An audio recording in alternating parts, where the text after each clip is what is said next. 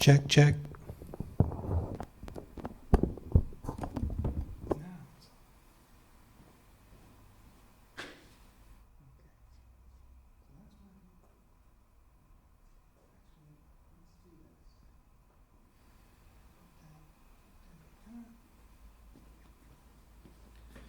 Check, check, check, check, check.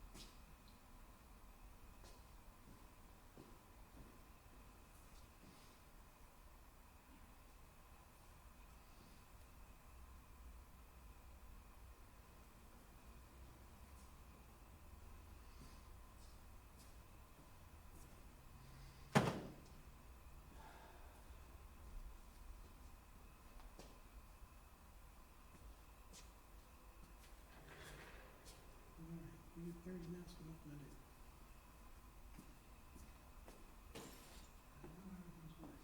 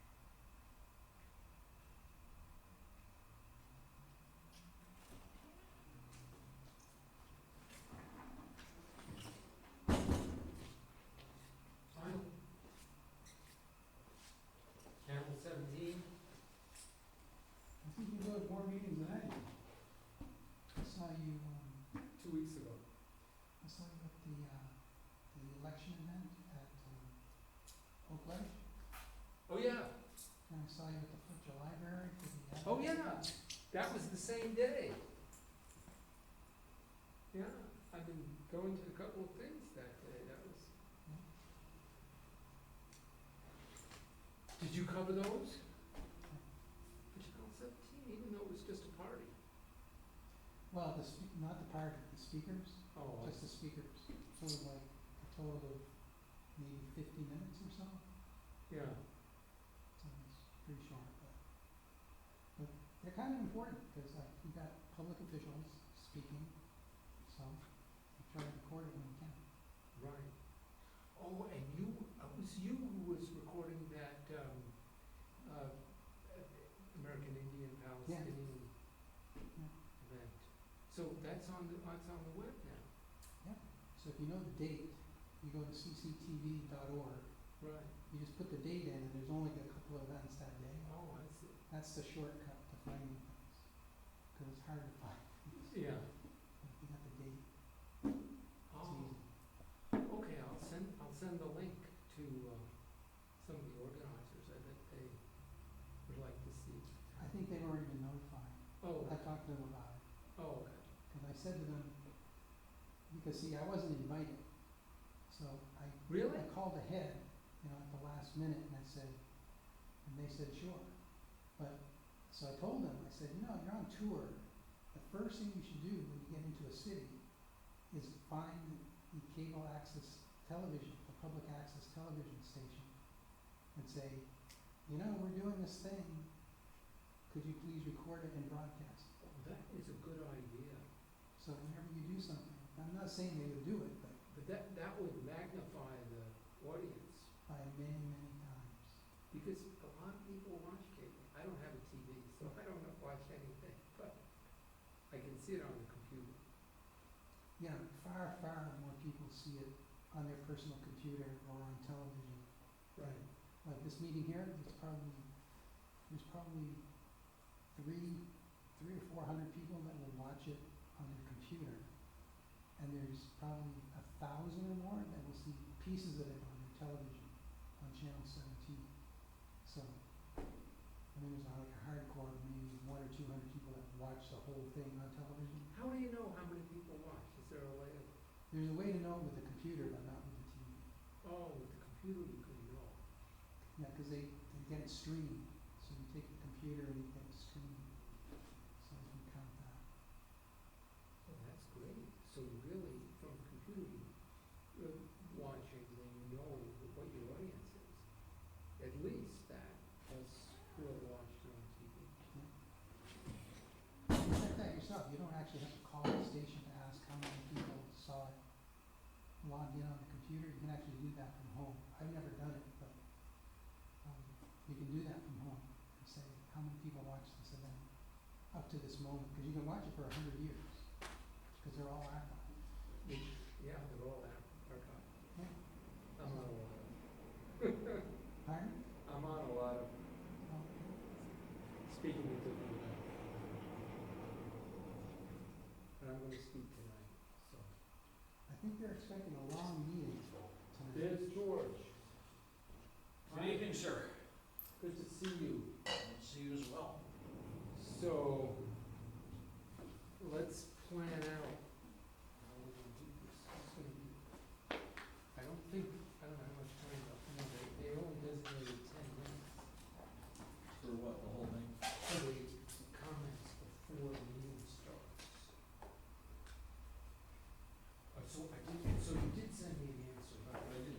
I haven't, I got the links, but I haven't read it. It appears as though, according to the FAA, that unless you are owner-sponsored of an airport, that you cannot, we will, not currently, under current statute definition, but, it appears as though the only, entities that can apply are those that are either airport owners or sponsors. And, If we and get under an this- AIP, there has to be an active airport improvement program. Yeah. Now, there is one, because they're applying for an NCP, a noise compatibility program. So, you have to there has to be an active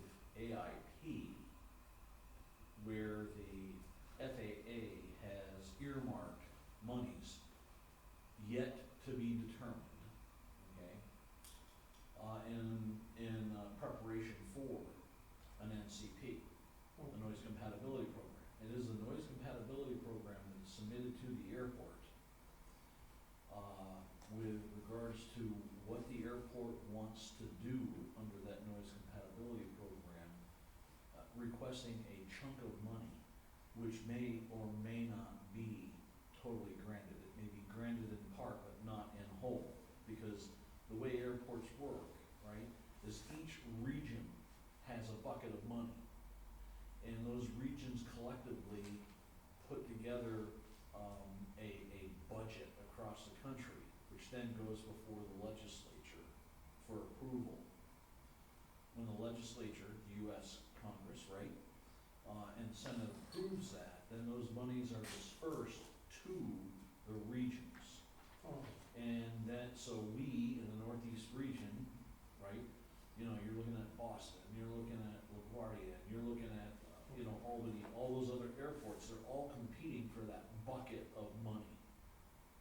So depending upon where the airports are in their master plan, where they are in terms of the noise exposure map, where they are with regards to the NCP, will determine what AIP or AIPs, right, will become eligible for grants, and then those monies are then okay. So dispersed. this is really good information. So there's two things that come out of that. One is South Burlington, we don't need to add to this, and to the last page, anything about South Burlington having the right to apply for grants, because we wouldn't have the right. We wouldn't have the right as written, as statutory. But I was thinking, today. you know, that we would add something to this, that we can get fees from the airport operations and apply for grants, but we can't. We can't. So there's no reason for that. Okay. Now, the other thing is that, because the grants are limited, Mm-hmm. and, Chansey, Mm-hmm. the, FAA might not even wanna, you know, they might wanna buy out homes in Boston rather than insulate homes in Burlington, because they don't think insulating works that well. Mm-hmm.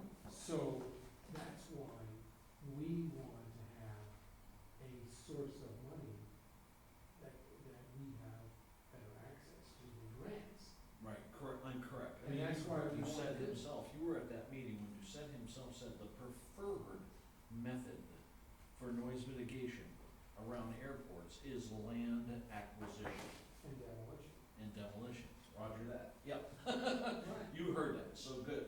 Yeah. Because, you know, some people, I don't I know wrote if it it's all just, down. it should have hit you right there. Yeah. Yeah. Yep. So, thing that, so this is okay, I was gonna add one word to it, that, I'm not sure we do something else too. providing one or more sound deflecting or absorbing walls or berms. Yes. You could use plants, right? No, they're ineffective, That's not effective. Plants and trees are totally ineffective. That has been studied by the Academy of Sciences for the last 2 decades, and I know of. Sound mitigation, walls that are truly engineered for either absorption, Well, they can. reflection, yeah, if you build it big enough, and correct, because you can only do three things to sound. Okay? Transmit, You can reflect it, you can absorb it, Right. or you can diffuse it. Diffusion, right, you can reflect it, can you hear me now, right? One of those things so it doesn't get beyond. Absorption is basically talking into, an amniotic room, Yeah. which is sucks all the sound up. Diffusion is where you have, certain physical, geodetic properties of a panel, that purposely change how sound hits them such that it interferes with them either at an eighth, a quarter, or half a wavelength, so that when they do bounce off, they actually cancel Yeah, each other out. constructive, destructive interference. Yeah, and you're right, it's a form of interference, exactly. Except Exactly. it sounds, So you it got all comes these in on- wavelengths and. Right, so that's why you have narrow spectrum and broad spectrum diffusion, so depending upon, Maybe if the airplane is pretty narrow. pardon me, Maybe the F-16 is a well, certain wavelength. well, you have to look at the audio spectrum, and examination of the audio spectrum Yeah. shows that more than one half of the total energy expended from roughly 60 to 20K, 20,000 kilohertz, okay, is within the 60 to about the 6K region. Yeah, that's where we hear that. And that's where we hear it, because the noise coming out of aircraft is bimodal. Yeah. It's in the low frequencies, not the mid-range, and then the highs. Oh. So it's contained mostly between 80 and about, I wanna say about 800, right? Oh. And then after that, it's nominal. And then the next blip, if you were to look at an audio spectrum, starts at around Okay. 2K out to about 4 and a little into 6. Okay, so what we need here is, Yep. just to get to the chase here. Yep. We don't wanna say deflecting only. We don't wanna limit it to deflecting only. Well, I would say, Isn't I would there say providing one or more sound mitigation devices. No, I wanna use walls and berms because that's what neighbor likes. Well, I know that's what she likes. So I wanna definitely have that in here. Okay, all right, because one of the other things that before I came here. And I covered also this- have something Tim likes in number 4. Yeah, providing sound measuring equipment, right. The only thing I did here was, I generalized it, said sound insulating the Chamberlain School. Here, public schools and other public/municipal buildings, you know why? Yeah. Because the Sunny Audette building, What's that? you know where the landfill is? Yeah. That is inundated with all kinds of goddamn things when the 16s take off. So you got people working there in office spaces, okay, during the day. Okay, well, sound Yeah. insulated homes and other structures within the noise zone. Is that covered? Probably, generalized statement, sound insulation homes and other structures within the noise zone designated by the city of Burlington or United States Air Force. There, you What about- probably would need to quantify what the noise zones are. And there you could reference the FAA's document that basically states 65 dB A-weighted DNL or greater. The noise designated. Okay, so. Actually, California uses 60, because if you take the because if you take the formula that generates the day-night level, or the DNL, okay? Yeah. And you back calculate it, and you use 60 dB. And when you back calculate that to LAV 24, There you go. it amounts to 60. If you put 65 in there, okay, it's greater than that. And the Noise Control Act of 1972 basically states that anyone that's exposed to 55 dBA weighted LAV 24 or greater, okay.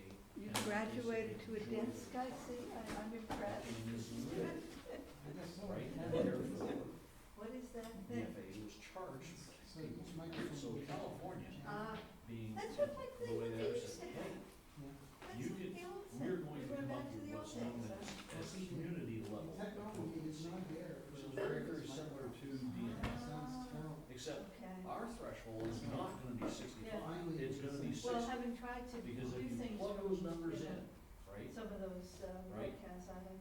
it comes out yeah. to But I 60 remember dB this A-weighted 10, DNL 12 instead of years ago. 65. So the DRB So meeting should have been. mostly out. across the country, with the exception of That's the those first time. Yeah, airports I to the didn't need it, west, but, yeah. right? That's, There's- I in the remember west of they the used to Rockies, do that, yeah. everyone uses 65.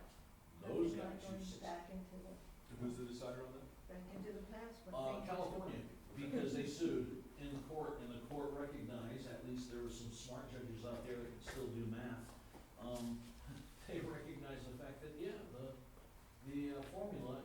copacetic with the Noise Control Act of 1972. So therefore, we won't accept 65, we'll accept 60, because when you back calculate, it goes to 55.2 or 55.3, which is LAV 24 hours, which is exactly what the Noise Control Act of 1972 and 1974 states, okay, becomes a it's a nuisance, it's actually a taking of property, because you can no longer go outside and enjoy your land.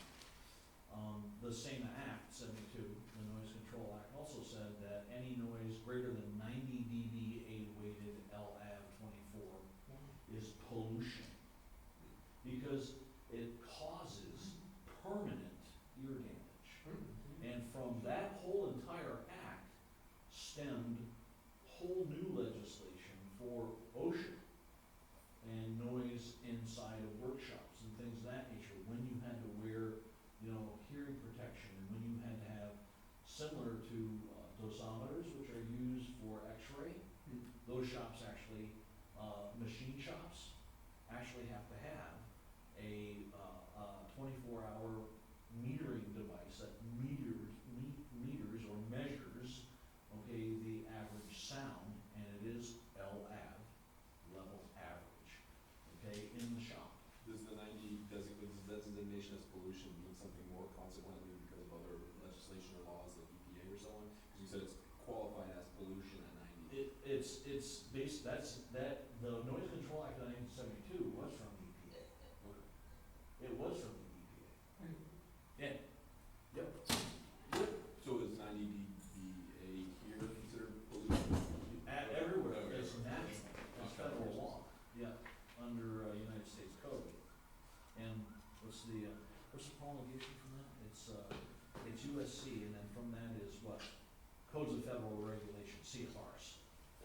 That's where the rubber meets the road. How do you do? Hi, so I have something. Hey Charlie, how are you? Because there's one for.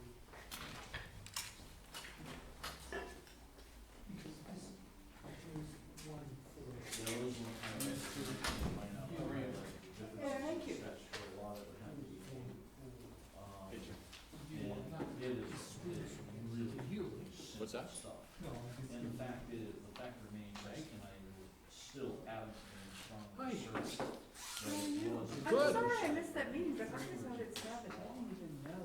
There was an oversight for them. You know, to with the scope school, our yeah. situation. And I did, I mean, when you have law that says, oh did yeah, have sunshine a across states, and if chat they do, with Elizabeth then today. those divisions have joint commissions and joint say.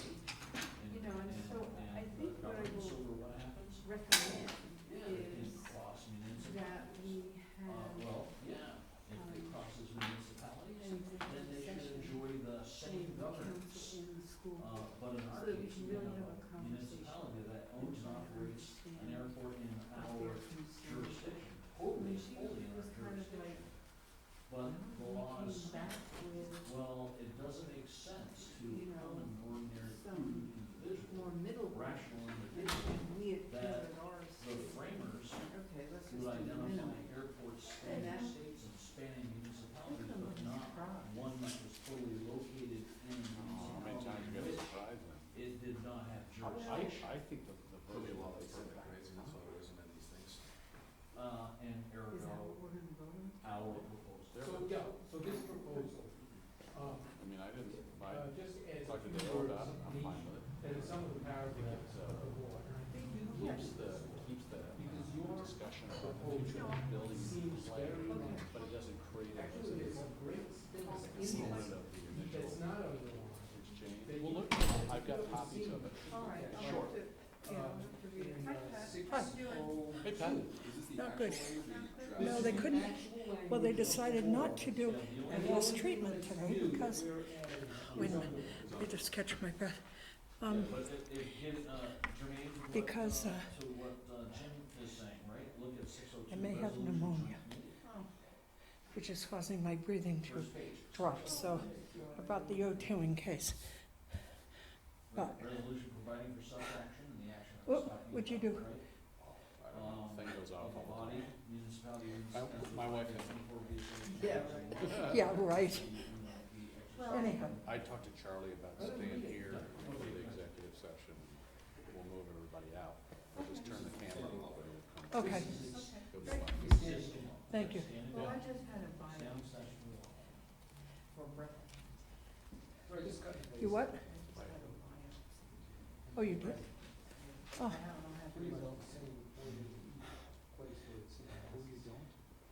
Well, I went to the medical center because I had a mammogram, and they said, oh, see this thing, why don't you come in for the mammogram, then we'll do, maybe we'll do an ultrasound, and, you know, it's still sick, and we'll do a biopsy. So, he said, well, would you mind grabbing me a let's hold off. agenda? The whole thing is I have one. 3 hours. The kids had just arrived. Yeah, and And interestingly going enough, late right, 4 or 5 days. because Right. the intermunicipal Well, committee the mammogram, we need, is not you one know, to by see if issue we need to town. go further. I just, I don't know. So, This is for one of the state law. This is VS five yeah. VSA Thank you. 602. Yeah, I mean, if it proves positive also. you know what? Get started, this is Please interesting. do. He They're was, the greatest. I got the surgeon. No, let's not go. But well, I went with a friend of mine about 6 or 8 weeks ago, and then they took her into this little room to tell her she needed to have the biopsy done. And Dr. Oppenheimer and another, Very good. oh, he was very good. But he also had said to me that he was convinced I had breast cancer.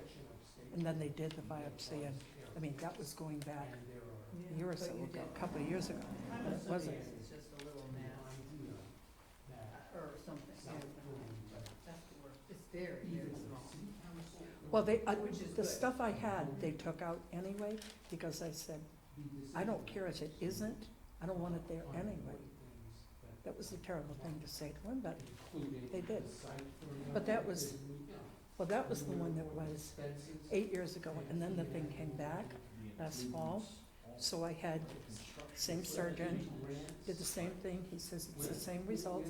He said, I wouldn't even do it if I were you, and I said, shouldn't be there, I don't want it, It basically says used by the necessary. because it causes leakage and stuff. Oh, well, I haven't had it. And I said, In fact, I'm this not came doing out as that. blue for me. So, But I thought they handled it really well. I was impressed with how sensitive they were and thoughtful. they are very nice. Come a that long issue, way. they're the best. They had a lady with a hand on the knee, you know, just, and they said, no, I mean, he didn't think. Well, my friend was also, But it was because, nice. because Dr. Oppenheimer said, do you have a surgeon you'd like if it is? And she said, I don't know, and I said, well, I had Dr. Howland do the stuff on me, and he was great, because I don't think Oppenheimer operates. I think he's, yeah, right. I find my notes on here.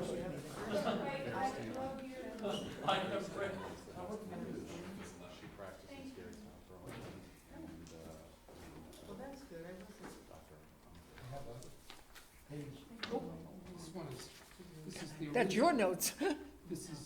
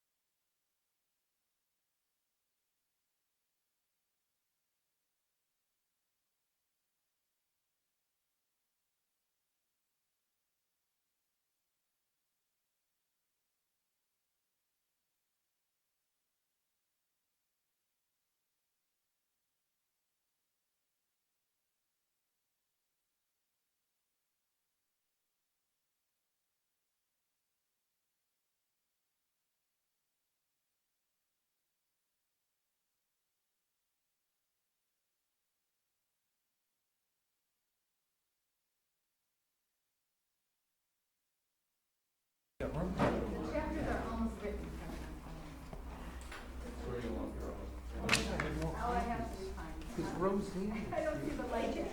Hi. Yeah. What? Oh, how?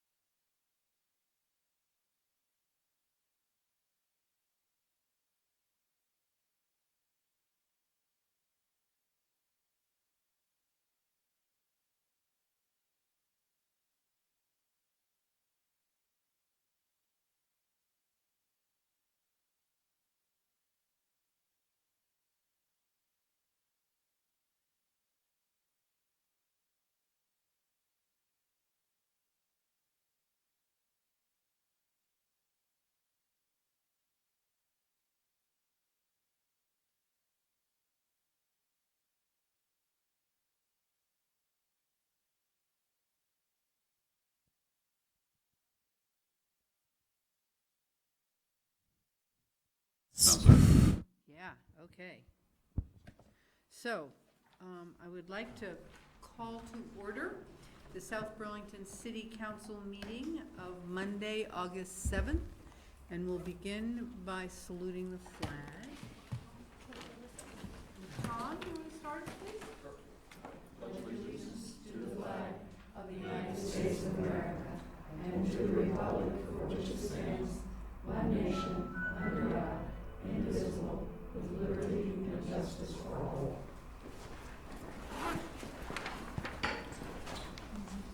And then, item number 2 is instructions on exiting the building in case of an emergency.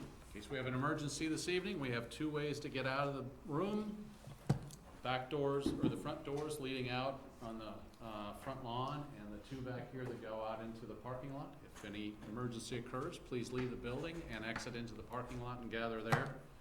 Tom and I will be responsible for making sure the rest of the building is cleared. Thank you. Great, thank you. I'm sorry. So that item number 3, is this a possible, are we gonna go into executive session to discuss settlement of pending? Oh, this was July 5th, Okay. excuse me, I got the wrong, that's it, July 5th, I'm sorry. Comments and questions from the public. No, I'm sorry. Agenda review, additions, deletions, or changes in the order of agenda items. Does anyone have any?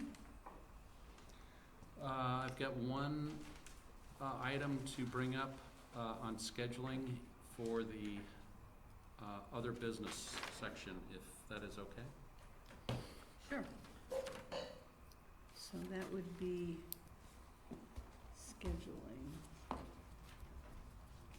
Kevin, okay. All righty, then we'll move on to item 4, comments and questions from the public not related to the agenda. And George and Jimmy and George would like to both come up.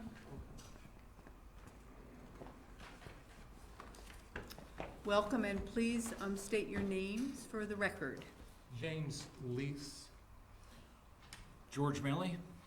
So the 2 of us have prepared, and we've given each member of the council and Kevin and Tom copies of this document that includes amendments to Vermont state law and a draft amendment to the South Burlington City Charter. And it's basically what we did as far as the state law is we cut and pasted 5 VSA 601 to 608, and then 651 to 655. And then we added in the underlining is all that's new. Everything else is part of state law, okay? And so you'll find in, for example, 605, that we're adding this idea that the 605 is citing a new airport, which doesn't apply to us, but we still amended it, so that if somebody's gonna cite a new airport in another city, some city says, let's go to a neighboring city and put an airport, they have to get the approval of the city council of that airport, of that city. So in each case, we're adding pretty much the same language, that the legislative body of the municipality in which the airport or landing field is located now has to be part of the decision-making. And that would also apply, for example, in 606, for expenses, except in this case, it's the annual meeting of the voters.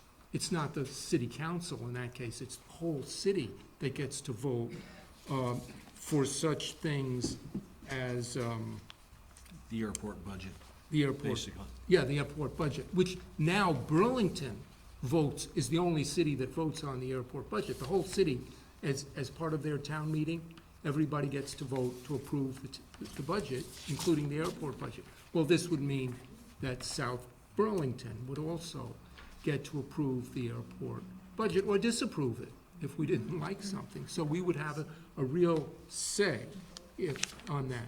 Can I ask you, is that a separate item in the city of Burlington's, It is.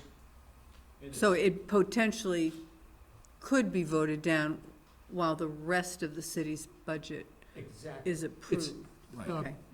I happen to have a copy of the budget here, and this is what the airport portion of the Burlington budget looks like. It's about 20 pages of a spreadsheet. But The it's a first separate item on the ballot. Right. Oh, I think it is, yes. Because it says so in state law, that they have to. Resident of Burlington who's disagreeing with these statements, but maybe that's a discussion item for another time. Okay. Okay, We yeah. don't vote on our city budget. We vote on the school budget, not the city budget. But we can just, I'm interested, we'll. Okay, we'll- we're wrong. That's bizarre. Well, It's live bizarre, there. but that's the way it is. So maybe they're not acting in concert with state law on this. We'll see. We'll check into that. I mean, in general, Madam Chair, if you take a look at Title V and Chapter 15, and you look at the provisions thereof that Jim and I tried to amend, it is basically associated with municipal airports and either the joint acquisition and operation, and as well as the resolution by joint committee to include any of the details of the resolution, and then, of course, the extension of boundaries, abandonment, and location. And the changes, really, that we started to affect were in 605, where it basically recognized the fact that airports can span state boundaries. It recognized that airports can span state boundaries. It also recognized the fact that airports can span municipal boundaries, okay? But what was absent was when the occurrence of one municipality owning an airport into another, that was absent. And I don't believe the framers really intended for that in their recognition, the fact that it can span other political subdivisions. They just didn't address it. And it wasn't purposeful. I think it was in fact an oversight.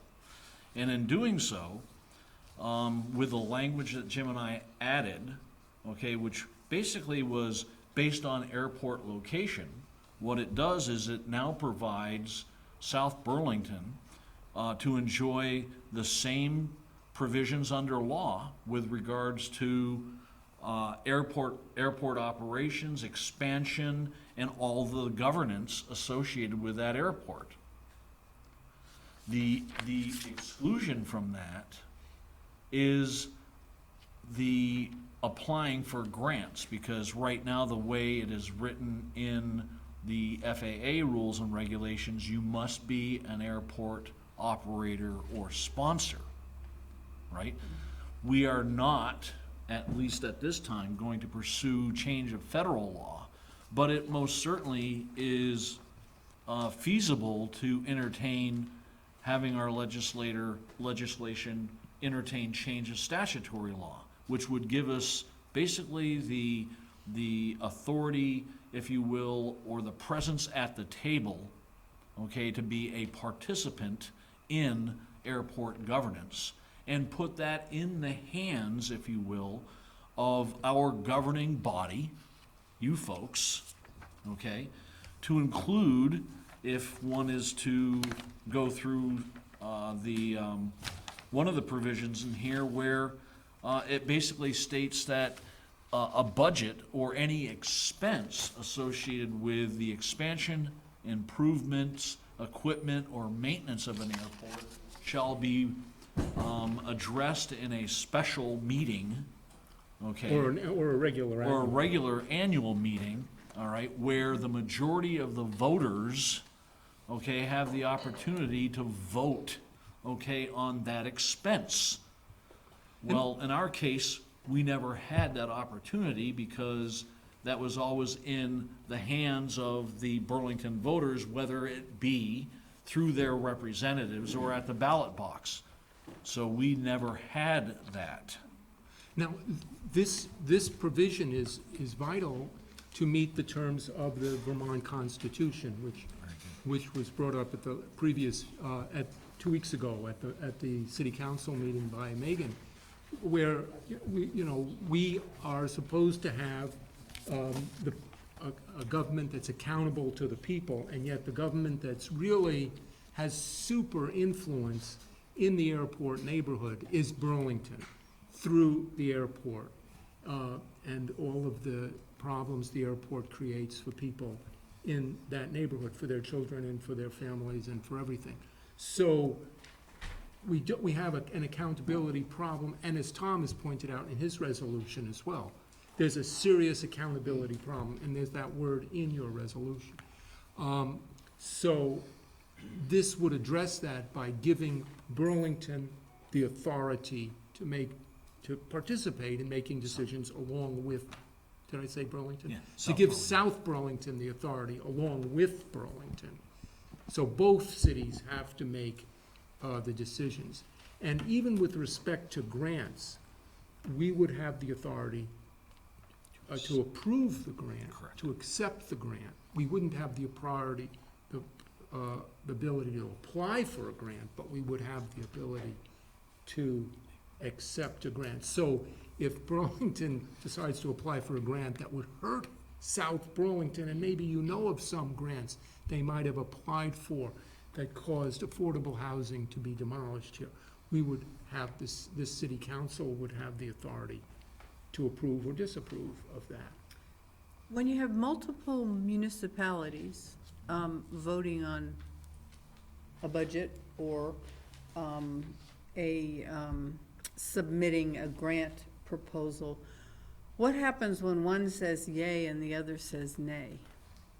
It depends upon the language, I think, of either the governing body's charter or in some intermunicipal agreement or whatever, or the language, in this case of the statutory law, which our amendment basically declares that in the case of voting here, would require a majority by each municipality where the airport is located. So, since the airport's located in South Burlington, Burlington owns the airport, they may in fact apply for the grant and form a budget. However, in order for the grant to be approved or the budget to be approved, each of the majority of the voters of each municipality would have to agree. Majority of voters, Majority of the voters from each that municipality. isn't what I'm asking. We don't get a majority of voters going to the polls No, for anything. No, The majority of those The that go, Qualified Of voters the that people, yeah. vote, yes. a majority the of, majority that show up that day Majority to of vote. those That's casting a correct. vote. Oh, well, that's how you'd get a yay if That's majority That voted. is no, you're correct. right. Yep. I do have one question, if I might. Does this affect private airports? No, since it's under municipal, it does not, because the title is Aeronautics and Surface Transportation generally. The chapter is Airports and Air Navigation Facilities, and the subchapter is Municipal Okay. Airports. Well, forgive me, we only got this 5 No, minutes ago. no, I understand, sorry.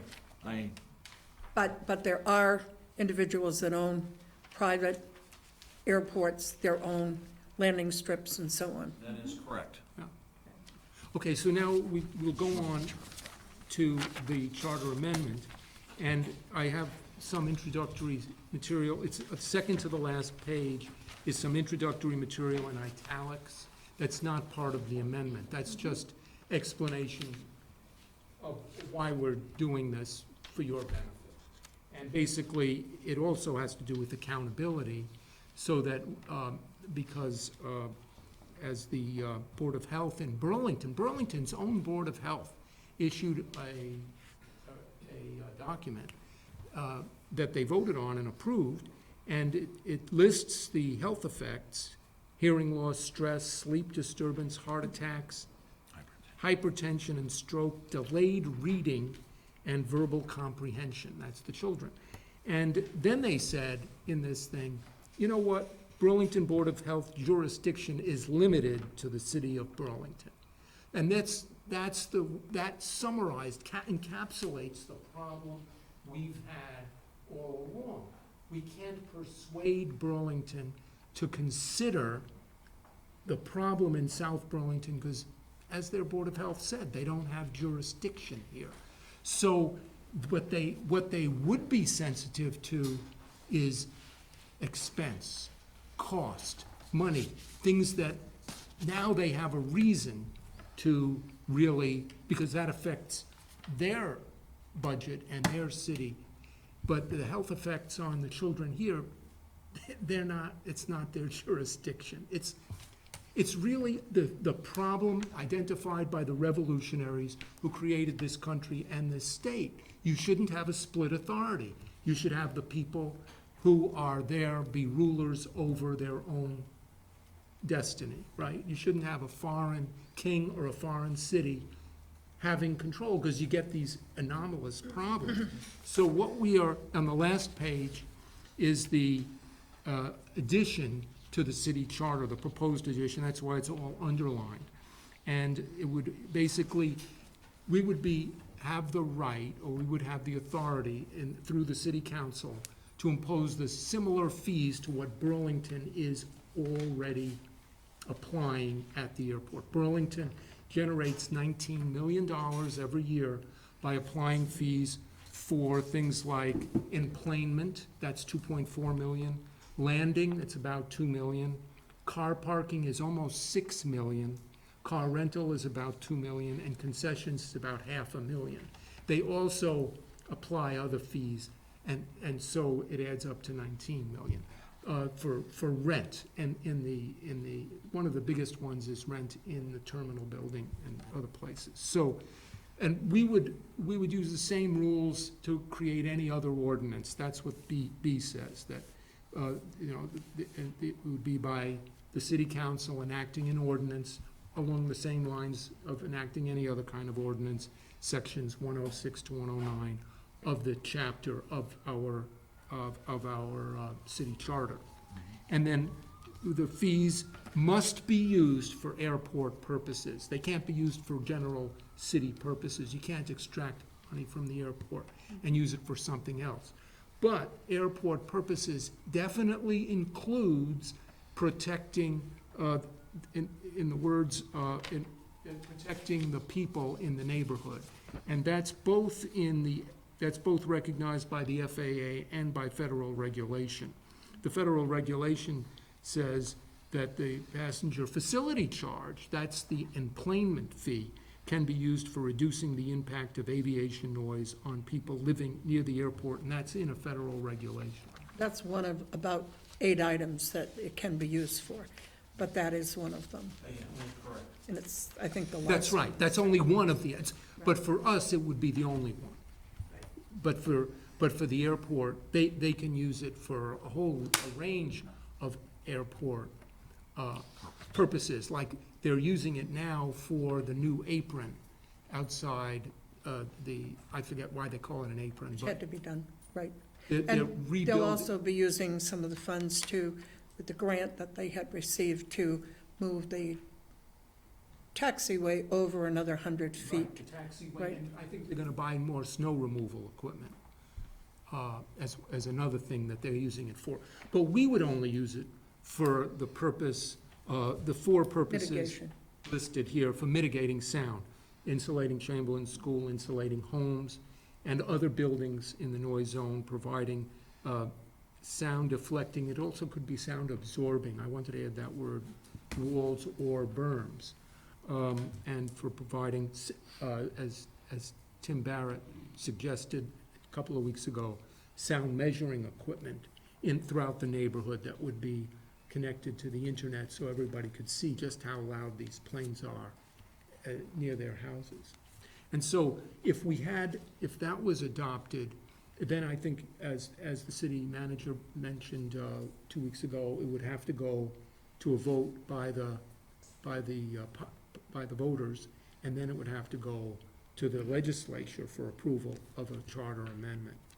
And so those are the steps that would have to be. Shall we all have a copy, including Counselor Barrett, of this? He'll be appearing here shortly. I can give him mine. The only difference is, I highlighted where things were underlined. Okay. We can make a copy. You can, okay, very good. Okay, good done. So, any Thank other you. questions? Any questions? Just, have you had any discussion with our charter committee chair? Not at this time. Oh, I didn't even know we had a charter. Be appropriate. Okay, well, yeah. Well, I'm that's the sorry, we didn't- process. We would have the charter committee, if the council agreed that this was a process we wanted, concepts that we wanted to have the charter committee review. And that's one of the reasons why we brought this forth. First, to socialize it or get it distributed, okay, for your review and consideration. And then next, to see if you would allow taking further action on it so we could get it before a charter committee, as well as having the city attorney take a quick look at the statutory amendments that were made. And then from there, we could work with our legislative contingent to pursue it in the state house. Well, we can't, you clearly. I'm not asking you can't to take do that action tonight, now. but we could put No, this on I another understand, agenda. but- Okay. But I Thank you. appreciate your work. Any other comments, thoughts? Thank you very much. Thank you.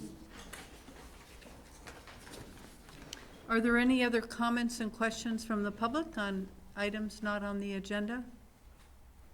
I would just like to note, for the record, we all got a lovely letter from Leslie Hunt.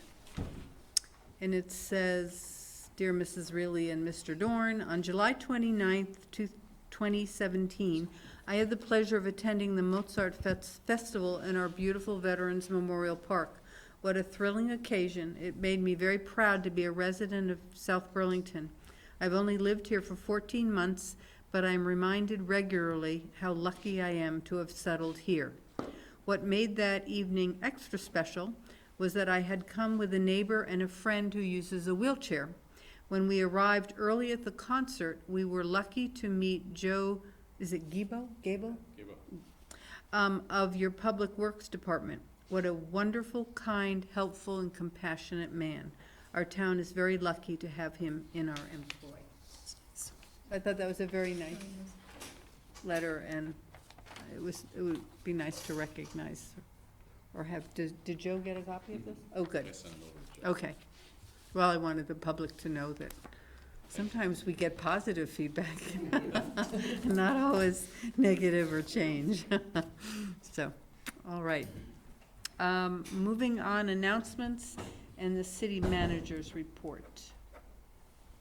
Tom, you want to start? I went to a DRB meeting and the school board meeting. At DRB, I'd be interested, I know it's open and before the DRB, so I'm sensitive to not try to influence any discussions there, but I'd love to understand what's going on with Market Street and Mary Street and some of those conversations. So sometimes in the future, if we got a debrief on what Mary Street's looking like and what are both phased and long-term plan for Mary Street.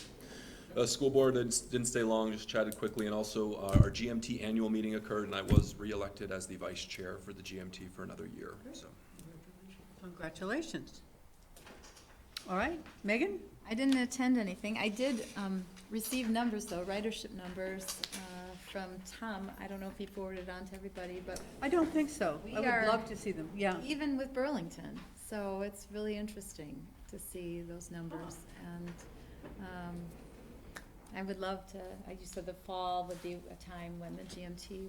Mark Seuss has been talking about coming to present before us. General It'd be great for him manager. Well, that would be good, and it would be fabulous to have those numbers comparison, and Yeah. I hope they don't want to assess us more based on those numbers. So I was gonna save it for the later session, but we are at our annual retreat looking at the municipal assessment equations, the algorithms, and I am advocating for an ADA assessment that will take into account both origination and destination. Right now, if the person lives in South Burlington, we get assessed for the entire ADA charge, regardless of if they go to Winooski or Williston. So I'd like to see that split across municipalities based on where they're coming from and where they go to, so. Is there a way to track that? Yeah, for the ADA, it's a pickup and a drop-off, so that we have all that data. So Okay, that isn't just a general ridership. ADA is what our additional Americans with assessment. Well, I know we were Yeah. paying more than Burlington was for our ADA services. I know when they had come in and talked with us. And I know we asked that, and I think there had been a reduction after that. But it still seems, I think, that we are way out of line with what we pay. And rightfully so, I think if you would bring back to them that, while I believe we were told that more people took advantage of the ADA service versus using the bus that has the ability that could transport a number of those folks and not be on like special call. So I think we need to have that cleared up for us here. We're looking at some structural changes in that. That's great, thank you.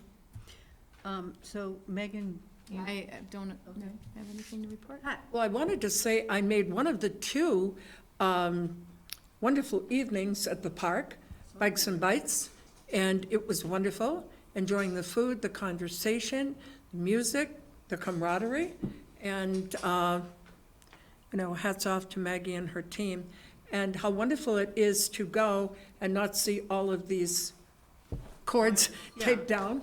And it's great, and I think our decision to help put some permanence to the electrical issues up at the park is going to prove to be fantastic for the city. And when it comes up under the other part, there was an airport commission meeting that I'll discuss under okay. that great. section. Well, I was on vacation, but I did go to that Bikes and Bits, and it was great. It was a lovely evening and really good food Yes. and Your daughter was it was visiting? and that nice. was Yes, I had grandchildren with me. It was- Yeah. City manager's report. I have much to report. Later on tonight, you're gonna be, obviously, taking up the resolution related to our airport governance. Tom and I have been asked to attend other communities, select boards who are taking this up as well over the next month. So I'll be appearing with Tom at a couple more discussions. I think Shelburne, Colchester, Williston. Oh, wow. Winooski's already passed the resolution, and so they've. That was word for word. Did we distribute it to them? Word for word, yeah. That's what made it joint resolution. The, Could I ask one question, why it was forwarded to the other communities before Before we even vote. our They full asked for it. discussion? They've seen it, it's a public document, they asked for it. The Affordable Housing Committee met 2 weeks ago, they're meeting again tomorrow. They're working closely with the joint, or with the Planning Commission on some things that I think will eventually be making it to you in the LDRs related to affordable housing. The Joint Survey Committee, I'll be talking about that later in my presentation, has met. The Community Coalition on Mental Health has met again, is meeting every 2 weeks roughly, and on Thursday of this week, the city managers and many of the chiefs are meeting with Secretary Gobet from the Agency of Human Services to talk about mental health and opiate-related issues in the central Chittenden County area. As you may know, the Secretary Gobet has been asked to develop solutions, propose solutions to many problems in mental health in the state through Act 82, and this is a way for him to find out what's going on with our first responders. So, and he was very good about setting up the meeting. Jim Letty, our resident, Jim Letty was instrumental, and he's involved in some of these task forces. I met with Gene Richards last week just to catch up on airport-related issues. One thing I will want to let the council know, and I'll shoot you a memo on this, there will be a commercial property that the airport is going to, in all likelihood, acquire over on Burrard Drive that is probably beyond restoration because of its condition. It's the former Knights of Columbus building. And they will probably demolish it rather than fix it up. Terry's been over and it has a lot of problems. So Gene wanted the council, and I'm sorry, Pat, you may have well talked about this in your report, to know of that, given the demolition issues and so on. But this is a commercial And that's on property. airport property. It will be airport property. It's on Burrard Drive. It's not So their property why now. They would be buying it, they would be buying it. That was one of the 5 properties, remember, that we had the discussion on?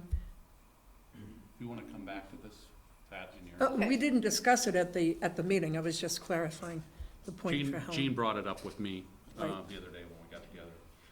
We talked about the hotel proposal and so on.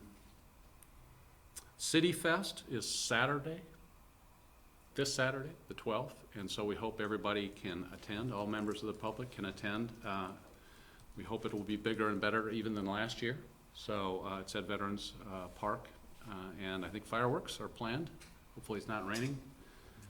And then also one last thing, tomorrow night from 5 to 7, there will be a master planning party at Underwood. So council members and residents who are interested in going up and talking about the future uses at Underwood are encouraged to go. I think they're gonna have a food truck up there, and parking will be on the south side of Nolan Farm Road and at Overlook Park. So please come and share your perspective on future uses of Underwood. That's it. Great, okay.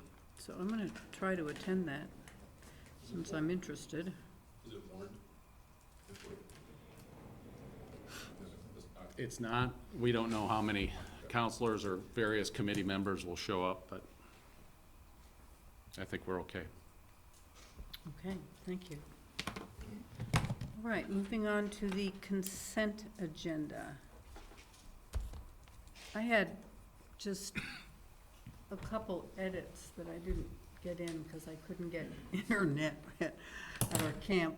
And one is you misspelled Betty Malizia's last name. It's M-I-L-I, not E. And then there was another place where it should have been B rather than by. And sometimes Burlington should be South Burlington. That's on page 6 and page 7. Okay. Why didn't I mark that? I thought I had. There's a few spelling and grammatical errors, more so than usual, but I didn't feel like drawing them out. You found them more so than usual, or? I think I saw like 5 or 6. Oh, okay. I try not to nitpick, so. All right. I got that. Well, Pass you'll, those on to Yes, we can pass them on. I would entertain a motion to approve the consent agenda as presented unless someone wants to pull something out. So moved. Okay, we have a motion and a second. Any discussion? Welcome. We're voting on the consent agenda. So all those in favor signify by saying aye. Aye. Aye. Any opposed? Any abstentions? Helen, did you receive this? I don't remember receiving this to review. So I guess that's the question I had is, The minutes yes. early? Since I couldn't really get into this, I didn't Okay. get it. but Yeah, I that's didn't because either. I was not in Okay. They were not electronic emailed to you? No? Why don't we talk about that under other business, Jim? Let's do that. Okay. I'll do that. Minute sending, okay. All righty, moving on to number 7, council reports from outside committee board assignments. I don't have a meeting, so I think, Pat, you I did. have your things from. I know, and I was looking for the agenda in here. Actually, it was a fairly quick meeting, but when it comes down to the part of South Burlington, I felt that it was important for, even though the Airport Commission will not vote on anything that I bring before it as far as introduction of the resolution and so on, I did bring up that the resolution was being presented, that it had been adopted by Winooski, and that I wasn't sure how it went to Winooski, but I knew that I was told that it was word for word piece on that. Well, it was the one that we've had presented by Tom. No, the No, date of the Oh, airport commission meeting. Do you It remember? was after our meeting, and that's what I was looking for in here, I'm sorry. I thought I put the agenda in my handbag here tonight, and I didn't. And I've got to get Ms. Reardon, I can give you the date before I leave here. But it was in July, But so we it was talked a couple about- weeks ago. It was, as a matter of fact, it was now on Channel 17, and they live streamed it. So, and then they showed it about every time I was flipping through, it was right there front and center. And Charlie, it was a little more up close. That's perfectly okay. But we did have I brought forth to them what our intent was with the resolution, that we hadn't voted it, that there were 4 items that the city council agreed that we would take on. One was to have our legislators locally bring some issues forth on is what was brought up tonight, which might require charter change. One was on the governance of the airport through the resolution, at which point I will interject that we did have, and you will see that if you watch it, questions as to why are we fixing something that isn't broken. And I mentioned that it was going to be revised, that we were all asked if we had revisions that we thought were important, to bring them in. I mentioned the fact that there was a comment that some should be collapsed because of the length of the resolution and so on. But I hadn't received anything at that point differently. I offered to give the resolution to them. One of the other not the chair, but one of the other commissioners asked why I was bringing it forth to them, since they wouldn't be voting on it, and it would be something the city would deal with. And I said, well, I understand that. I think it's important for you to know what our feelings are in South Burlington, what is coming forth. Nothing has been adopted yet, but that it is on our agenda to come forward as the memorandum of understanding was.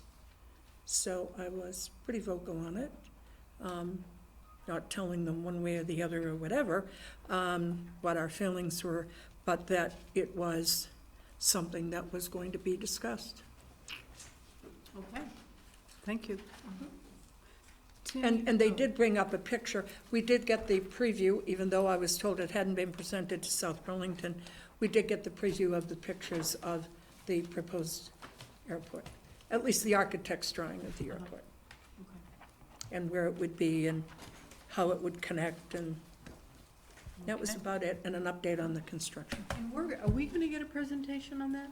On the hotel, Yeah, or does that just go before? it would go before the DRB. Or DRB? I imagine they wouldn't be opposed to coming in and talking about it. Just for general purposes, it wouldn't be a regulatory thing, but. No, it was, I have to say, it was, you know, what we were shown was an attractive feature that would look like it would blend in. The area is right there where it is, if you drive by, it's quite small. It's, and I think it would be a 104-room hotel, Where would it be boutique located? type hotel. When you drive into the airport, it would be on the left, and instead of, When you drive in from White Street, or Patchen Road, or whatever. well, there's only one entrance to the airport. When you drive in from the entrance to the Parking airport. garage would be. The south parking end of the garage- parking The garage. south Right. end of the parking garage, okay. And it would, the entrance to the hotel would face you as you were coming in. And it really looked very attractive.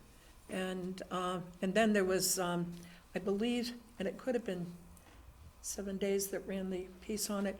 Anyway, there would be a space between the end of the parking garage, the south end of the garage, but there would be a connection from the hotel so that someone could walk through. Would there be a wall? Because I'm noticing that it would somehow block the noise, right? Well, I was thinking of that too. It's another piece, every time a piece goes up like that, you know, and, Sure. mhm. But it looked very attractive, and, you know, I think something that if you saw the picture of that, it would be, you know. And the idea for the airport is to make the accommodations easier so that people will stay, obviously, the travelers. And, you know, as I mentioned to you before, we realize that as speaking as a commissioner, that the garage revenues are not enhanced by hotels in the area that for a one-night stay gives 7 nights or whatever accommodation for parking. So this would help that as well. So, interesting. Was there any, I mean, it certainly has an impact on some of those hotels, so that's a negative, I guess, for some business people in South Burlington. But I was just curious, do they have any estimates for the flight attendants and pilots, the crews? Because they, you know, now you see them, they go to the Fairfield Inn in Colchester, they go all over the I community. think I'm just I curious think a if lot of them, and I'm just saying from that's my gonna take that experience, business away. I think, but I think they have contracts with national hotel chains as well. So for their, you know, the different airlines contract with various hotels. That's been my understanding from knowing a couple of flight attendants, that they don't make the choice. Oh, so if Their they're corporate flying United, headquarters- United tells them. United would, you know, or whoever United's subsidiary is there. But my question, I guess, really is that part of the vision for the airport to have those contracts with United and Delta and, you know, all the Well, you know, different most of the ones that fly out of here a lot are regional airlines that contract with those other larger ones. Nothing was brought up about that. I'm at all. just curious, because that's just Good question. another impact on, I don't know how many flight crews there are, but if they're only staying there, it certainly helps that airport, hotel stay full, but, you know, impacts some others. But that's Well, I don't think you're going to business, I see, guess. I don't think you're going to see, you know, parents who want to be close to UVM, you know, necessarily staying there. I mean, Oh, unless they're right, yeah, flying. no, I was just thinking of the flight crews. Yeah. Certainly. I think they're thinking more in terms of passengers. Okay. Any other comments or questions? All right, thank you. And then moving on to item 8, Consider and possibly take action on the draft city council resolution on climate change, and I invite the Energy Committee representatives, or representative, Don Cummings. Oh, Hello. And Sam Swanson, Don Cummings. okay, please, introduce yourselves to the TV and share your thoughts. Thank you. Good evening, my name is Don Cummings. I'm a member of the Energy Committee. And I'm Sam Swanson. I'm also a member of the Energy Committee.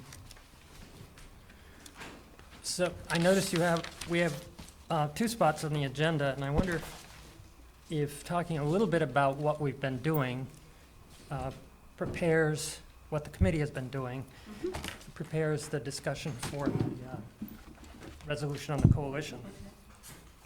That's fine with me. Is that okay with the council to And switch? then I'll talk about plans. 8 and 9? Okay, Merging them. that makes sense, or merge them. Great.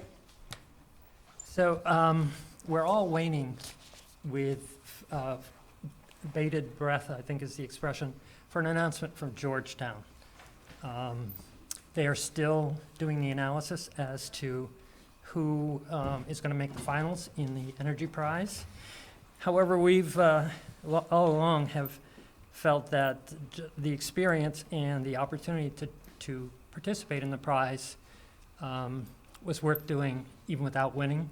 So, and we've recently come to the conclusion that the results are in fact the prize. The results that we're seeing in South Burlington are the prize, as far as we're concerned. We recently the city had a press conference with Green Mountain Power and Efficiency Vermont that announced that we had saved about 6% electrical usage for our residents. So that's fairly significant. We've been doing an analysis with Vermont Gas in terms of residential use, and we think it's on the order of 5% reduction in Vermont gas use, which is about $300,000. This, in the face of what the gas company is seeing as average increases in residential use per account. So 5% in the face of otherwise growing use. So we think we're at about $750,000 worth of annual savings for our efforts so far, and that's simply on the residential usage. We are still doing some analysis on the municipal usage, and we'll see what we get in terms of those results. So this money, $750,000, is now available for our residents to use for other bills that are important for them to pay, putting money away for their retirements, putting away money for their children's education, the money that they spend locally instead of spending it in utilities, that ultimately the money leaves the state, that money stays in our local economy. I have to say we've had tremendous help with this, with our partners. We couldn't have done any of it without the partners. Efficiency Vermont was a strong partner, Vermont Gas, Green Mountain Power, the other paper who published our stories and advertisements and gave us many free placements, the Vermont State Employees Credit Union, and Hagen Associates, our marketing partner. We feel that we've changed the way people behave, which is, I think, really important. It's what we were going after. Yeah, it is the hardest thing. Pardon me? It's the hardest thing to accomplish. It is very hard to accomplish. Along the way, their behaviors about investing in technology may have changed as well. Thermostats, shower heads, hopefully more people are getting the message about weatherizing their homes. I think the most important message that we conveyed was that climate change is real and that we each should be doing something about it, and each of us are capable of doing things about it. It's a question of changing our own personal behaviors to do something about it. And I think we've made some headway in this. These efforts in the residential area were accompanied by efforts in our schools and city operations. And we feel all of those efforts are a continuation of our journey towards reducing our impact on the climate. So with that in mind, I'd like to talk about the Vermont Climate Pledge Coalition.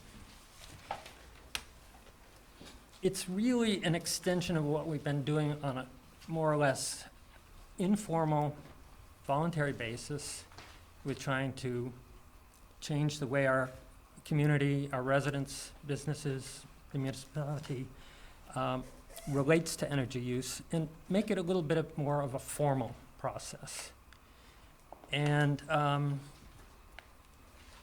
we're asking that the city join this coalition. It's a coalition of many communities. It is intended to be a coalition of many communities. Includes businesses, includes energy providers, it includes transportation, universities and colleges. For example,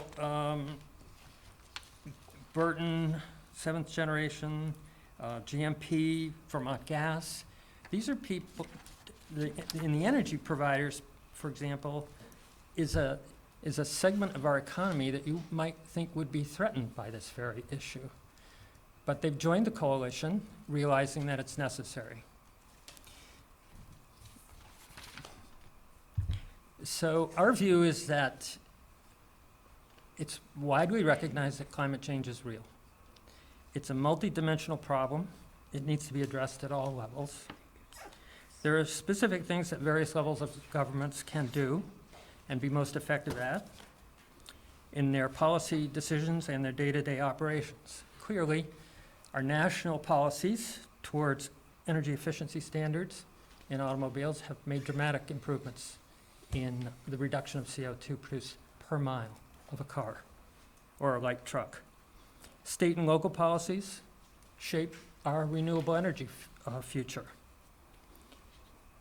State and local operating policies and decisions about what equipment to buy, where to spend dollars for capital improvements, how we manage our buildings, and how we regulate future development. These all have a major, or can have a major impact, play a major role in their investments in day-to-day activities. In reality, what it is each of us is responsible in the various roles that we hold in society, either public or private, are responsible to change the way we're dealing with energy.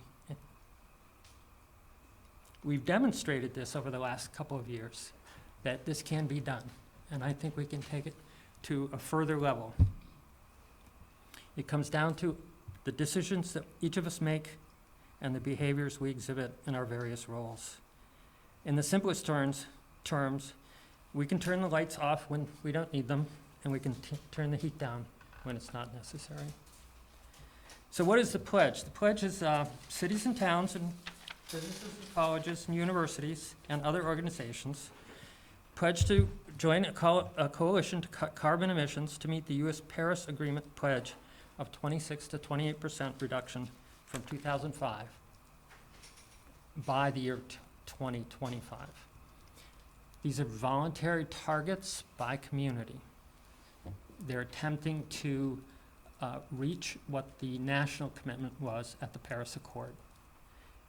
Obviously, some of the tools that were in play when those commitments were made, i.e. national policy, may not be available to us, but we still have state and local policy and the people who live in the city and in the state.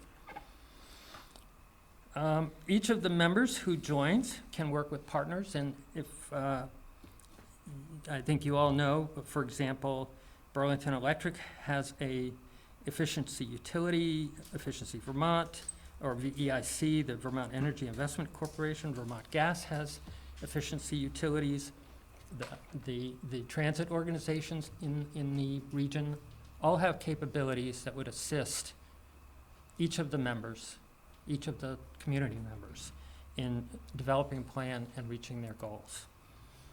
There's a lot of power if For example, region-wide, we have a number of communities who are operating on this. If you think about transportation, if you think about the breaking out where we use energy, it's largely, the number one use is transportation, and transportation is a regional issue. So if we get regional members in this, we can perhaps tackle that more effectively. So, as an aside, you may have seen this, May 10th, 30 CEOs of major companies wrote an open letter, I think it was published in the Times, supporting the Paris Accord. These are General Electric, Apple, Dow Chemical, ExxonMobil, Unilever, Intel, 3M, Dana, Bank of America, DuPont, Cargill, Citicorp, Johnson & Johnson, Coca-Cola, Corning, Cummins, not related, Morgan Stanley, and Walt Disney Group all think it's important that we tackle climate change. So the Energy Committee is asking you to please join in this effort for the future of our children. And what you're asking us is the resolution on climate change? Yes, we submitted a resolution. We're open to change. If you would put, if you were interested or inclined, perhaps we haven't gotten the wording exactly right in every place here. But the sense is a policy decision on the part of the city, and then a plan backed by resources and staff through the administration, through the Kevin, to work on developing plan and execution, and to execute the plan to achieve these results. Can I ask, is the date that you're looking for on there 2025, is that what I heard? It is. Is that what the state, I thought the state's was at a later date. Yes, the state does not by statute have any, that, my understanding, does not have any targets by date. What we have is, if I understood this correctly, and Sam can help me with this, we But have. Governor Shumlin, it did announce in one of his plans, a date, and wasn't it There was a. 2050 or There's, 2050? yes, Sam. It's 2050, it was 50 by, 90 by 2050 was Okay. was the overarching goal that was set in the initial planning.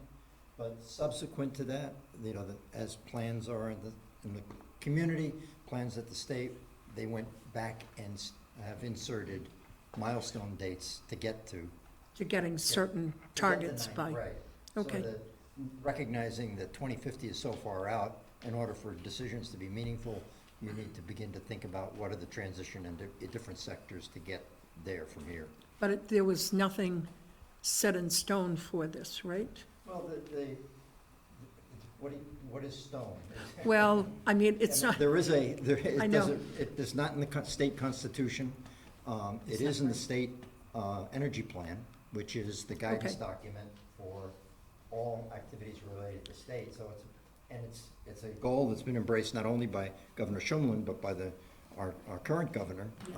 And is a great deal of work underway right now he's actually appointed, you may have seen in the press recently, he's appointed a climate but there is no commission. punitive if they're not hitting those targets. It's guidelines, Yeah, what they are it's a goal. hoping for. It is a Okay, goal. thank you. But it's more than hope, I think. Substantially more than hope. I understand. Yeah. It's outlined as goals to reach by certain dates. There's an additional thought I'd like to layer on, I think. One of the many different hats as a citizen volunteer, I also I serve on the Vermont Clean Energy Development Board, and I also serve as, on the board of directors of the Vermont Interfaith Power and Light. And one of the things that we're finding in the continuing discussion and engagement on this issue of climate change, energy, and our local economy is that there's incredible convergence. It isn't a trade-off. And that there's now the Clean Energy Development Board has sponsored under different administrations several studies which are documenting that Vermont is now in a position of leadership nationwide that is resulting in substantial numbers of jobs for Vermont people. And it is now the fastest growing sector in the Vermont economy. So embracing climate change as with an affirmative policy, supported by a commitment to begin to think through what are the meaningful steps that make it real as opposed to just a hope, is something that we believe will not only achieve the goals of energy, our planned goals, but will also strengthen our local economy. And it aligns well with a moral commitment to the issue, which so many people feel is so important to us as a. And I think the only other piece, because I'm a finance person, what type of financial support would be expected from the city? Whatever the city deems is appropriate.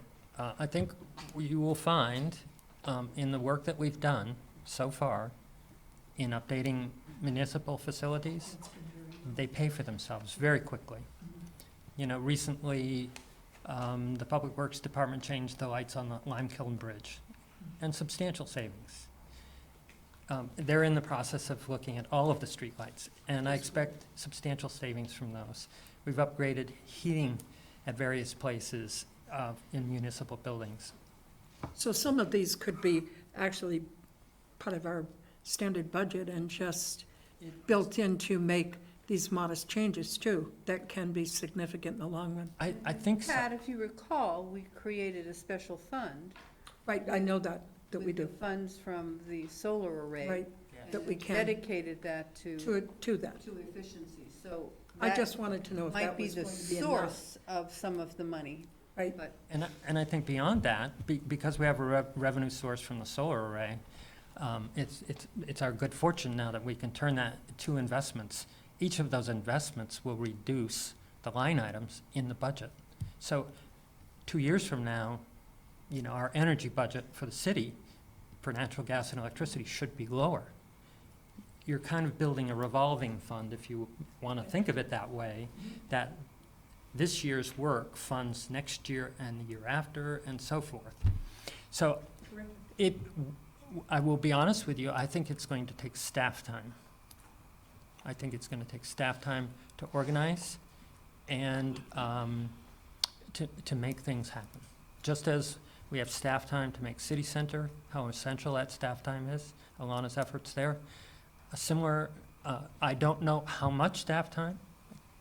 I think that's kind of up to Kevin to think through. But I do feel it will require some staff time. so the staff time that you're envisioning is to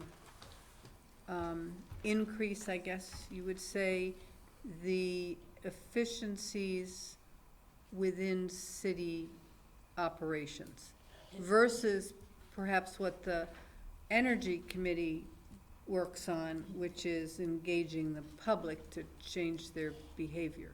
Is that fair? Well, I see us as an adjunct to the city's efforts, and how it breaks out. We have been the only organization that has worked with the residents. But I think we could build a city pride, for example, where we are leaders in energy efficiency, and the very feeling of being in a leadership role would inspire businesses and residents to do even more.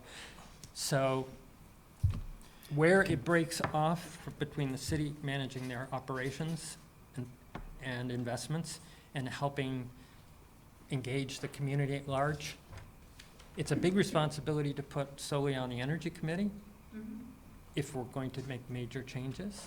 So I think that could be open to discussion as well. Yeah, I'd like to add one thing. One of the projects I'm engaged in is I work on a citizen advisory committee in the city of Burlington for the creation of a new district energy heating system for the city that would draw waste heat from the McNeil plant. So I've worked with the mayor and the director of the Burlington Electric Department on this. And this is a project that citizens have been involved in for almost a decade, and it's been. But what has captured the imagination of the city of Burlington mayor's office, administration, and the Burlington Electric Department is that they see an alignment between their new goal to achieve a net zero community and achieving carbon goals and this. But when you sit down and talk with them about it, they have a very pragmatic view. It says we're committed to these goals of net zero. We're committed to the goal of achieving our climate goals. But we're doing it in the framework of we think that this will serve the community's economic interest, the financial issues that you're concerned about. And what I'm finding is, in working with these people, is that having the policy commitment is a very powerful focusing force that is enabling the city, is inspiring the city to find opportunities that they otherwise weren't approaching aggressively, affirmatively. And with this project, they will not only achieve a whole bunch of environmental benefits that the citizens of the community have been advocating for years, but they're seeing an opportunity to provide an energy system for the new redevelopment of downtown, provide an energy system that will enable the hospital and the university to achieve its own goals. And the city itself will see significant tax revenues as a result. And our point is, we know that you have an interest in climate change, and you probably, each of you will have said these things to friends and neighbors, but there's something about a policy statement that moves it and serves as a focusing element to achieve, to move things along. And we think that it's not just a good idea, but we think it's a necessary idea. And especially in the context that others in the state are moving forward, we think that the city of Burlington ought to be there among the leadership communities in Vermont, not following up 5 years later when others. We think this is a great community. The things you're doing are incredible. The things you've done within the city itself and the city buildings and the schools really is the kind of thing that we're getting individual press release attention. But a policy like this says in a very affirmative way, this stuff is serious to us, and we think that it provides an opportunity for our community to see a whole bunch of benefits that won't happen if we don't make this affirmative, focused effort. Right. Are there other questions or comments? I think it's called for, I think it was called for decades ago. So I just want to thank you for doing the wordsmithing and the research. Tom? So, yeah, I definitely support this. I had one concern, but you allayed it in your comments there when you gave a lot of deference to Kevin and how he could commit staff resources. But I agree with you, stating a policy statement like this, making it clear to our city manager that as we act in every facet, every corner of our operations, we need to think about sustainability. So I support it, giving deference to Kevin and figuring out how to fit that into staff load. I support it as well. Yeah, let Tim weigh in. I support this too, for a couple of reasons. One, because it goes lockstep with the lean initiatives that Kevin has indicated are starting to take place in one of the departments in the city, right? Lean manufacturing, lean concepts of efficiency, right? So, I mean, this dovetails very nicely with attempts to increase efficiency. Increases in efficiency mean there's less waste, and when there's less waste, it usually means that there's more value in something that you've spent money on, which hopefully means that either you don't raise taxes or you might even lower them later on. But above and beyond that, it's like, so we're going to leave Washington behind here, right? Because they're going to move backwards and everybody else is moving forward, right? And Great Britain has already committed to 2040 for no more internal combustion engines. That is a huge goal. And their goal is to improve air quality. And there's no reason why we can't piggyback on top of this and say, well, air quality has two components, right? It's got greenhouse gases, and then it's got particulates that you shove into people's lungs and it gives them diseases, right? So anything that we can do to improve air quality is good for the planet. So I think that we have a residential responsibility, a municipal responsibility, and a community responsibility overall. And this resolution embodies those goals that we should all keep in mind every day when you turn on your car, right? Or you raise your thermostat in the middle of the winter time, or you lower it, in the summertime. So I support this, and I think we should go ahead and move on tonight. Thank you. And I'd just like to add from the days that we were at Georgetown, right in the beginning, and long shot as it might be, and we all had faith that, we'd like to win that $5 million prize. That may or may not be 5 million as it comes down to it. But in the end, it was, and I think it was your comment, that we will win by whatever we are attempting to have. And so for your persistence and dedication and all else, how could you say no? It's great, it's wonderful, and the progress we've made is terrific, and I think we owe a lot of this to the tenacity and everything of the Energy Committee and what all of you have tried to bring to us. And I too support it. I met with Don and encouraged him to bring this forward, so I am very supportive. But I would like to ask our city manager his thoughts about the utilization of staff to carry this out, and what concerns or, maybe the language or their explanation of expectations for staffing might alleviate any concerns you have. Thanks, Helen. This is one of those classic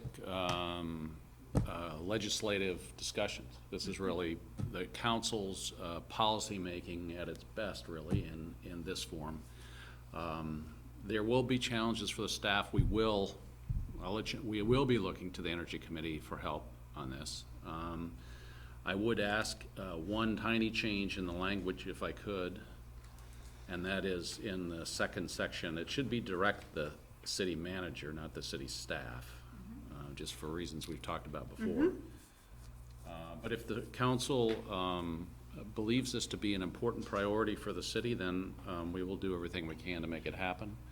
I think we will have a relevant announcement that will dovetail with this at your meeting on the 4th, I think. September 4th is your first meeting in September. That's Labor Day, so the 5th. Is it the 5th? I'm sorry. Yeah, the 5th. Thanks. We get to talk about the scheduling later, but we will have, I think, a relevant announcement on the 5th. Not quite ready to tee up, but if you choose to pass it tonight, it is warned for action if you want to, or if you wanted to wait to that night and have me put this into final form with signature blocks and so on, I'd be happy to do that and bring it back that night with this other announcement. Okay. What is the council's pleasure? Do you need this Am I- passed tonight, or could we wait till September 4th? It Just might be kind of nice to tie it in with a nifty little announcement. Depending on what the announcement is. Yeah. I mean, we could certainly. Assuming it's nifty. We could certainly pass it tonight and sign the official document on the 4th, right? With the one change. Yep. If I might add, the coalition is expecting to start putting together plans by fall and seeing where their members are going, what their ideas are, and so forth. So I think every day we put more carbon in the air. Every day, if we start earlier, we put less carbon in the air. So, but I appreciate September would be fine. It's not that far away. Well, we can approve it tonight and sign it You can.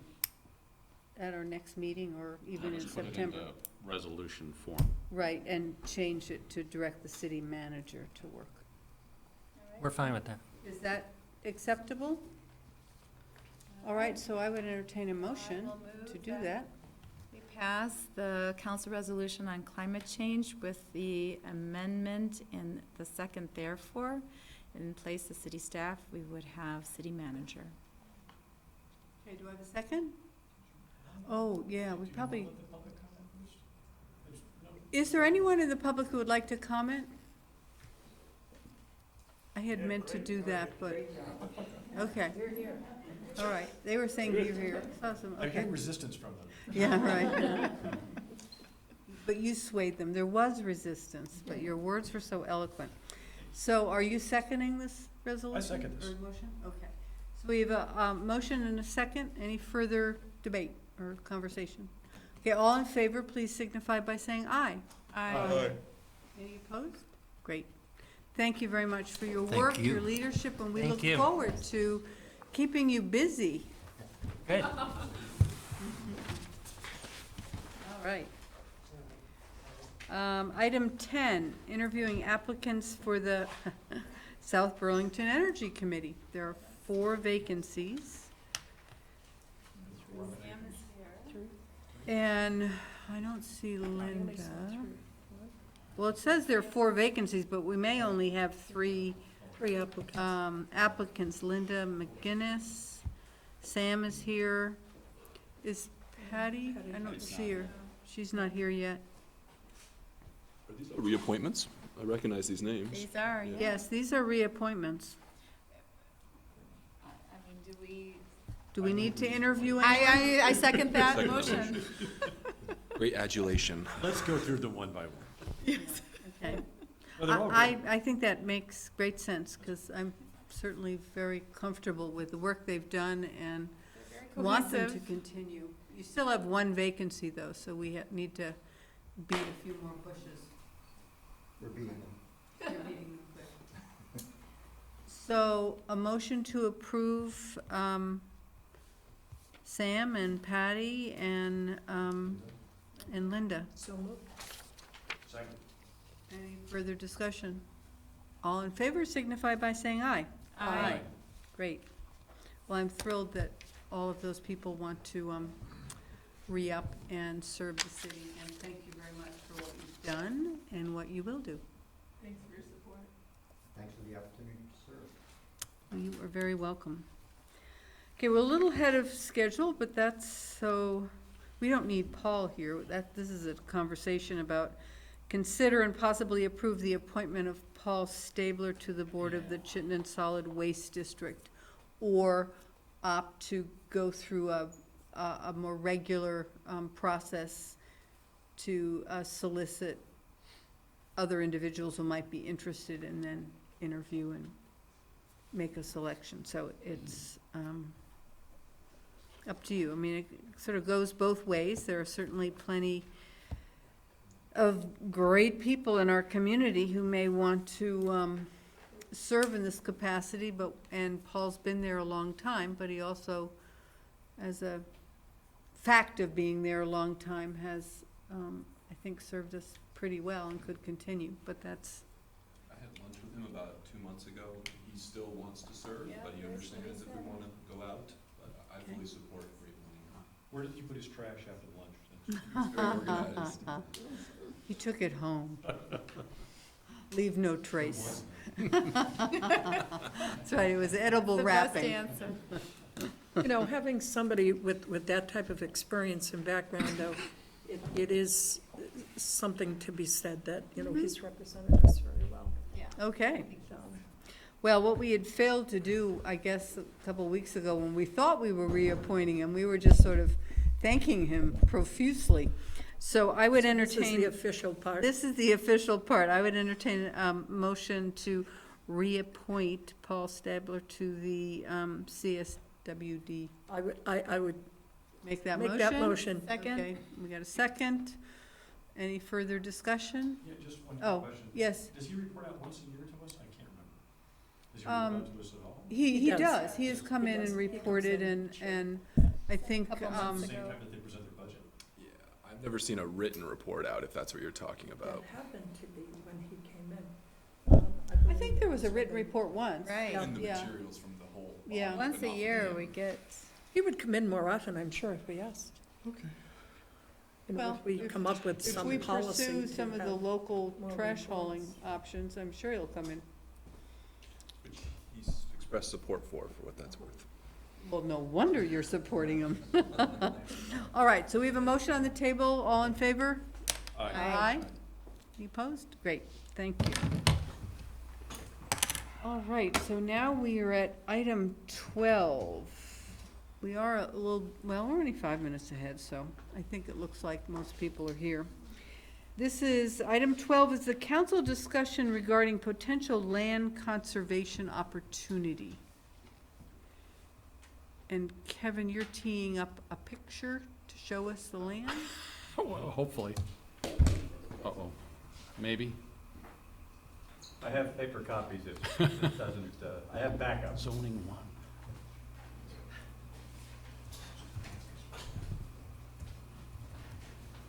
Zoning one, right? Is that for this? Yeah. Yeah, they've got it. What am I doing wrong here? Is it small z? Oops. That's the next item.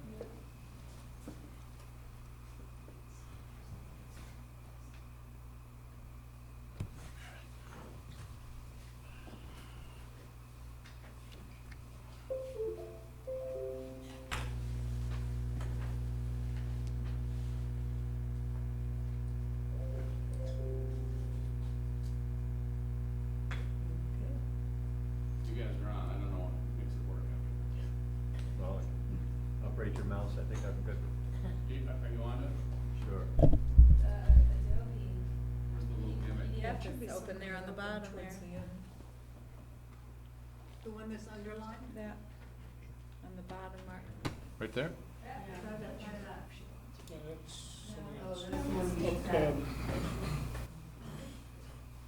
What's that thing? Where did Tom go? He's good at this. Tom, Go under computer, well, I guess now today you go here, on the file. And then the D drive, right? Where? HP. That one? Yeah. Yep, There's that's all there. the stuff. Right. The ortho, is that what we want?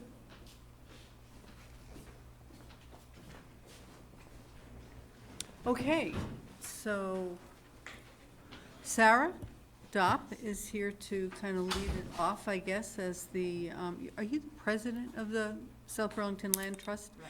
And please introduce. And my name is Alan Carnatz with the Vermont Land Trust. And I work in the Champlain Valley. I do all the farm conservation projects in the Champlain Valley. How do you spell your last name? Karnatz, Carnatz. Okay. First name's Alan, Allen. Okay, great. Thank you. So we'll get it right. Okay, I had it spelled differently. All right. Okay. So I won't take the time to say very much, but Alan and I have been in touch over the months and actually a year and a half to 2 years about the project he's about to describe. And so it got to be the point where the council needed to hear what was afoot with this. And so we managed to work it out to come tonight, and you kindly put it on the agenda. So Alan will describe the project we're talking about. And you did also present to the Natural Resources. Resources, yeah, and there's a couple of folks present if you want to hear their response. They got a little input there, too. Okay, take it All right. away. Well, as Sarah said, we've been working on this, and this is the Ewing family, who you may know, John Ewing. And it's been in the family trust for a number of years, and John and Linka, who recently died a few months ago, came to me. They've owned the property jointly for a long time, and they're interested in conserving it. And let me I'll take you right to the maps. What do we have, maybe 10, 15 minutes on Yes. your agenda? Yep, So 15. I'll try to keep it to that. So, does this mouse And it's one of these files. working here? Yeah, I think it's the ortho, probably. Yeah, I'm just trying to get the mouse. The mouse didn't work. You Oh, can the mouse use doesn't one. work. Oh, maybe. Is it a touch? Yeah, I can, yeah, got it. Yeah. All right, so let me just take you to the locator right now and open that up. Here we go. Okay, so just scrolling through this, I'll acquaint you of where this property sits in South Burlington. As I said, it's currently owned by John Ewing and the Ewing Trust. It's in 2 different trusts. But of interest to us was the fact that it's part of the natural area surrounding Shelburne Pond. And you can see all the other colored areas are already protected land. UVM and the Nature Conservancy owns a considerable portion of the land surrounding Shelburne Pond. And we recently finished a project down off of Pond Road as well. So this is where the property sits, and it's about 120 acres. And I've got a couple more zooms here that'll bring you a little closer. It's the bright red outline. Yeah, this Okay. is it right here. Yep. It's in a couple of different parcels, and I'll explain a little bit of the mechanics of the property. And I've got a couple other zooms. This one here is a tax parcel map, and let me bring you a little closer, and the next one will be even a little bit more closer. But the whole property is about 122 acres. The homestead was here that they sold a number of years, quite a few years ago, and then Lincoln built another house. But here's the town line. Most of the property, obviously, is in Shelburne. There's really only about 10 acres in South Burlington, and the South Burlington line is here, of course, and then along, this is Mud Creek, Muddy Brook. Muddy Brook. And then the orange line is Cheese Factory Road. And this is Cheese Factory Road, Orient U, intersects. there's 116 coming along here, exactly. And this was the Maley Farm, and this is, you may know, is now the Bread and Butter Farm, which we know as the Ledukes, because the Ledukes were the ones that originally owned it. And then we've done the Maley Conservation Project, and as I said, a lot of the natural areas along this part of Shelburne Pond. So it has never been developed. This is all open, All bare open, land, correct. undeveloped space. The only houses road or were anything. right up here off of Cheese Factory Road, right in here. So it's all open, undeveloped land. The next map I'll show you will kind of get to the little more of the guts of the project, this orthophoto map, if you will, and I'll explain that now, and how this is starting to roll out. So the Ewing family would like to sell the property, or the bulk of the property, and we're trying to come up with some conservation funding. I'm not here to request any funding or anything from the town open space, because we haven't signed any agreements, we haven't signed any contracts yet. So I think that's a little premature. And if we were to do that, I'd rather go into executive session, and I'm not prepared, you're probably not prepared to do that. But, so basically the project moving forward is the Bread and Butter Farm, who is right up here, up in this corner. They are already grazing this 45 acres of pasture. They've got it electric fenced, and they use this for some of their beef herd. They want to buy this chunk of land in Shelburne. And so that's about 45 acres. And we're looking for some conservation money for this.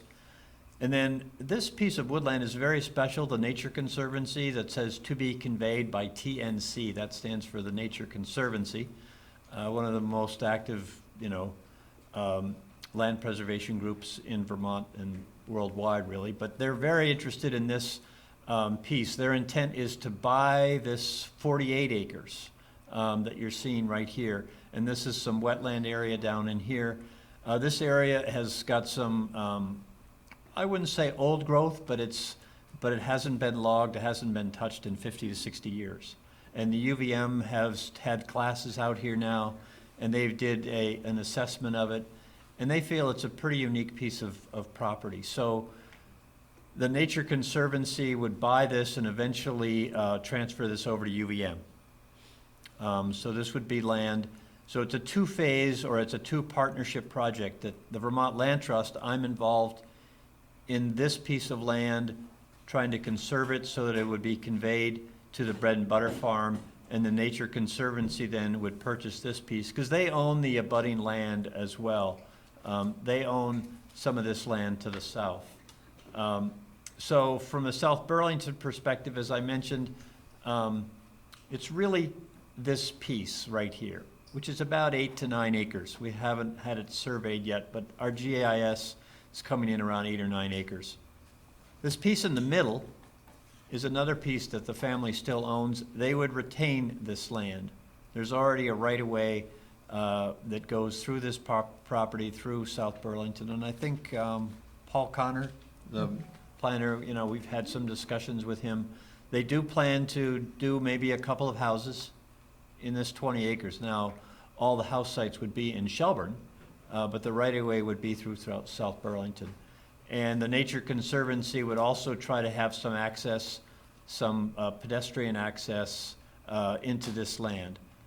So our intent today was just to really acquaint you with this project, to let you know what's going on in South Burlington. I think we're pretty excited about it.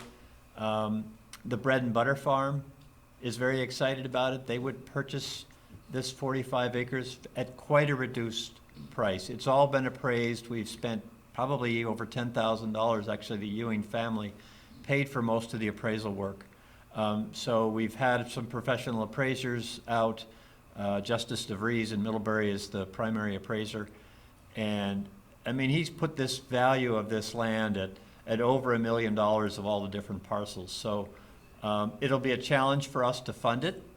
But luckily the Ewings, and John Ewing in particular, the family, is willing to take probably 40% less overall than what this property is worth for both easement value, the value to the Nature Conservancy, and then Bread and Butter would buy that 45 acres for probably less than $100,000 in the end. So they're the only way they could keep it. And the easement, our easement would, prevent any further development, still allow farm activities, but the Nature Conservancy land would be preserved. It would be left pretty much untouched. And that's in perpetuity? And that's even both, when you deed it yes. to UVM?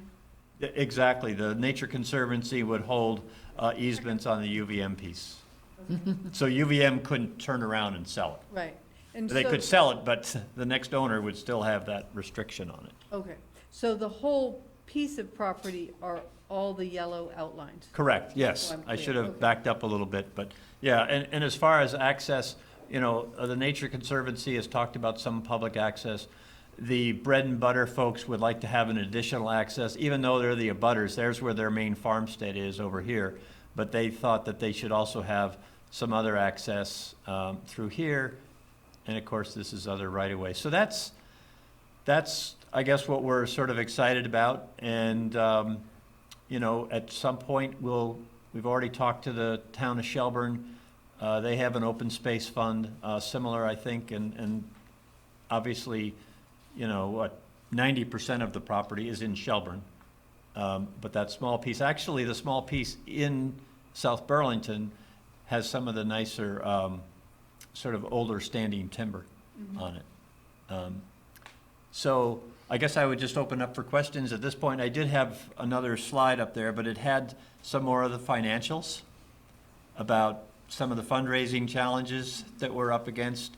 And until we're closer to signing a contract with the family, they've offered this 40% reduction to us, and it seems like an opportunity we shouldn't pass up. Questions? Tom? One, but it's not specific to this parcel. What is the normal process for targeting parcels to be purchased with the Open Space Fund? Does that go through the Natural Resources Committee? How was Underwood selected? It's the council Okay, actually. so we don't have a Well, standing the committee. council makes the final decision. There's a matrix that the Natural Resources Committee developed, and that's used as a screen. So they usually look at the parcels and check the boxes and say, yes, it's, a flyway, or it's for, animals to run through, or it has beautiful timber, or some other value that the Natural Resources Committee has identified as being important. And they tell us their conclusions, I guess, but the council makes the final decision. But what I heard you say, am I mistaken, that you weren't coming here looking for funds right Well, I now? think at some point, I'm not here at this meeting to put a dollar amount on it. Okay, And I think it's a little premature, because again, we're still, the contract hasn't. we're still working out the contract. we had shared some of those numbers in executive session in Shelburne, for example, because the family really, that was their request. They didn't want the numbers out there public until things were signed, so. But if you're interested, he'll be back. I'm just, I'm sorry. So I don't know how to word this, but it is in the southeast quadrant. It's near the Leduc Farm. So have any TDRs been scheduled for this this property at all, or have they been offered for sale or sold, or did they have the potential of offering TDRs from this property? Well, it would only be 10 acres in South Burlington, since Shelburne doesn't deal in TDRs. Right, no, I'm Yeah. just talking about the SB part, but. I think the family throughout, and this has actually been going on for many years. Right. Has been more interested in conservation than development. Just curious. Yeah, I mean, it makes sense. I just had to ask that question. And the other question is any of that property in South Burlington taxed at current use? Well, the whole property is enrolled in current use, yes, yep. Okay, Pat? And I think, and it might be a ridiculous question, but I'm looking and saying if there are the 8 or so acres in South Burlington, beyond our purchasing it for conservation, would we have access to that at all? It looks like it's, or is it landlocked from It is us? I mean, there's no public road access on that 48 acres right there that would be owned by the Nature Conservancy, but yes. Or rights of There way or there would be a anything? right-of-way that would connect it. There would be a right of way to connect it? There would be a right-of-way that would connect it, well, this right-of-way right here, we were talking about extending that right-of-way across so that there would be public access, and we talked about parking, actually, would be right in here, so people could walk in there if they wanted to. That they would provide some kind of parking access. And this line, actually, there's a wetland, a pretty wet piece in here that they would probably want to put a boardwalk in or something like that to get through that wetland piece. So the parking would be better off up on this road somewhere, like a spot for 3 or 4 cars, something like And that. so the land that you're looking at where the right of way right now is, That's part of already a the deeded Ewing- right-of-way that's recorded in the land records that goes through what was Linka Lee's property, yes. And that would be extended to connect across to, more or less, this right-of-way would be extended to come into this corner of that. us. To kind of But I'm looking avoid and the saying, if there is a, Family's land. if there is a Yes. wetland just to the north side of the dividing line there, I presume if we wanted access, we would have to pay for the boardwalk type piece to be put in. Yes, I mean, I guess we could talk about that, as the. Sorry, I'm a Yeah. numbers person, and I'm not trying to get you to say anything Yeah, it wouldn't tonight, be, and I don't think the Nature Conservancy, because they own property to the south, they're not interested necessarily in vehicular access, but they would No. like to be able to have some Walking. pedestrian walking access through there. So it would include not just the 8 acres, but also the 40. Absolutely, the in whole terms of parcel the would be walking 48 trail. acres. And then it connects to Shelburne Pond. Yes, there's another parcel in between, I could back up to look at that other map, but, yeah, this land all to the south is UVM, either UVM or Nature Conservancy land already. Yes, it is. And how Yep. do they get access now, UVM and the Nature Conservancy, for that lower piece? Well, there's trails that come in also from the fishing access that go around, a fair bit of that. Yeah. But they don't go through the Ewing property right now. No. So that's why they're also They don't interested. come in from 116 either. Right, no, I don't think so. So they're very interested in trying to acquire this piece.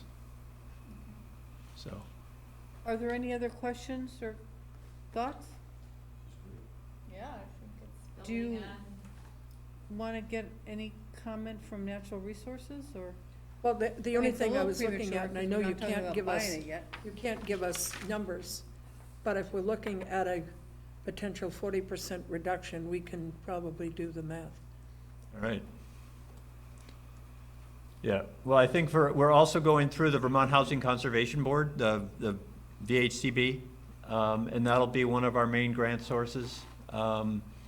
And they have some cap limits that we have to struggle with. And so anytime when there's an open space fund in a community, it really helps.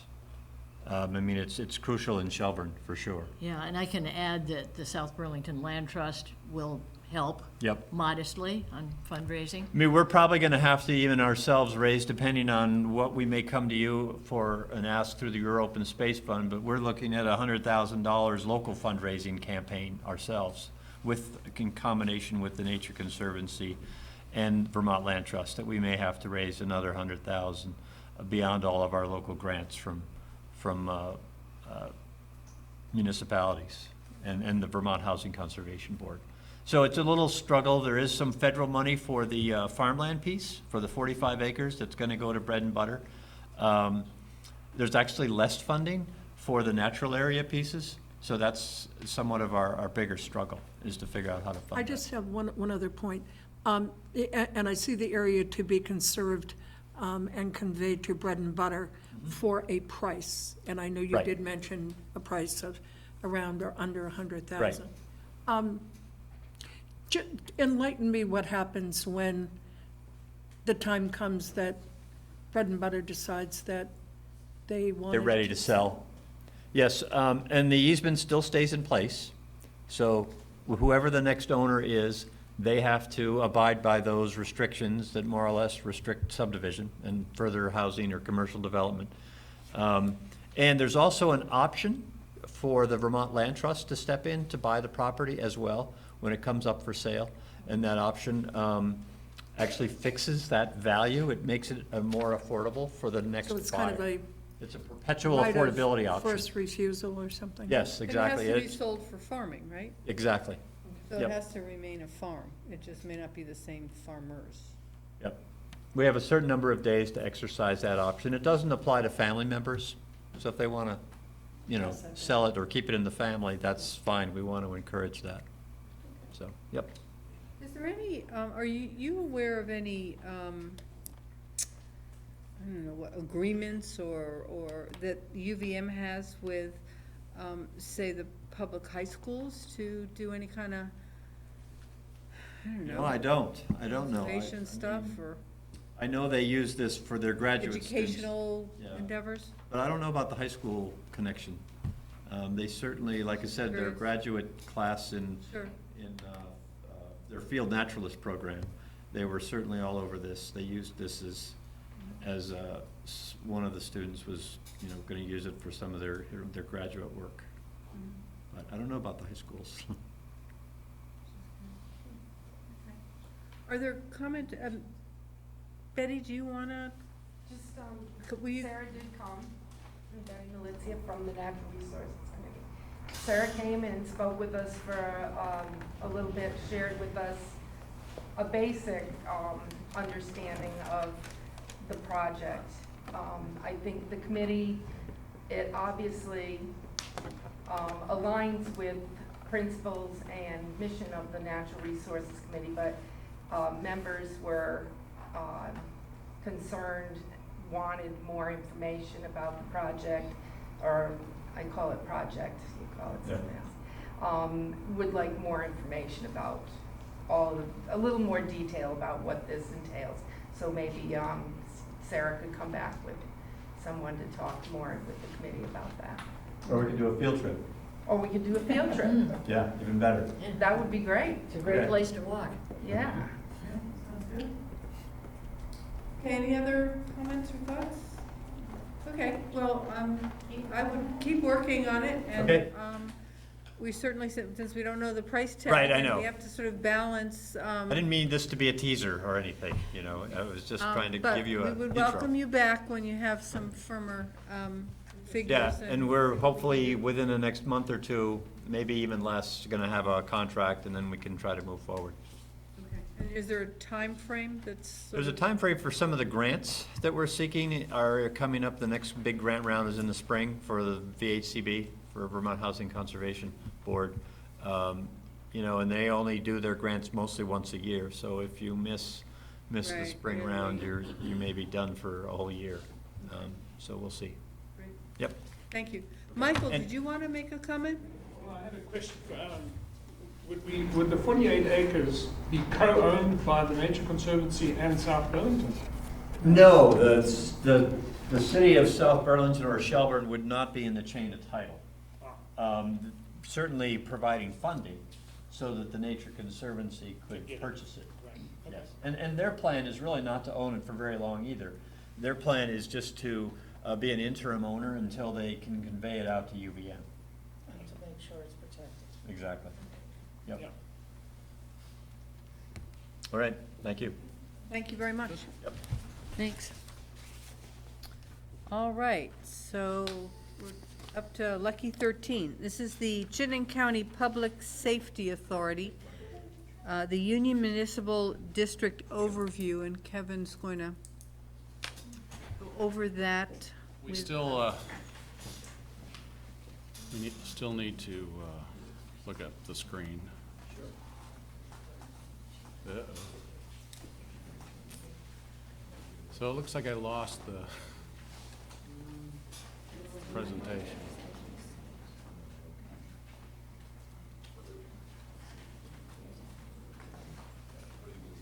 Right there.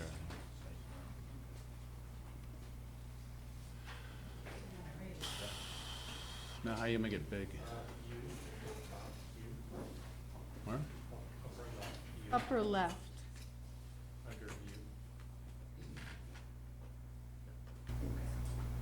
Full screen.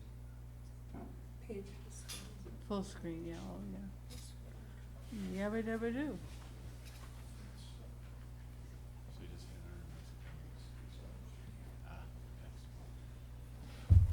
So, Kevin Dorn, City Manager, here to talk to you tonight about the proposed Union Municipal District that we have been working on for a year or so. I have reported on a number of different occasions the combined effort of 8 and then more communities to develop a plan to consolidate dispatch services among communities. The idea, as in review, goes back to the early 70s. In fact, we've found reference to a unified dispatch service between the various Chittenden County towns from an article in the Burlington Free Press in 1974. So this is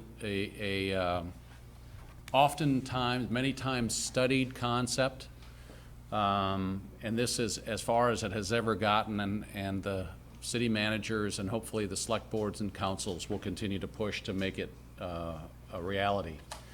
I wanted to bring you up to speed with where we are. What I'm showing you is progress to date on the Union Municipal District, and then I'll turn to a more transitional phase. You had in your packet the draft MOU on fees to support the district, and also the draft agreement. Think of the agreement in terms of a charter. It's called an agreement in this case.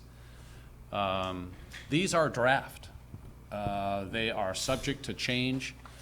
The council will see this in final form for your potential approval late in the fall.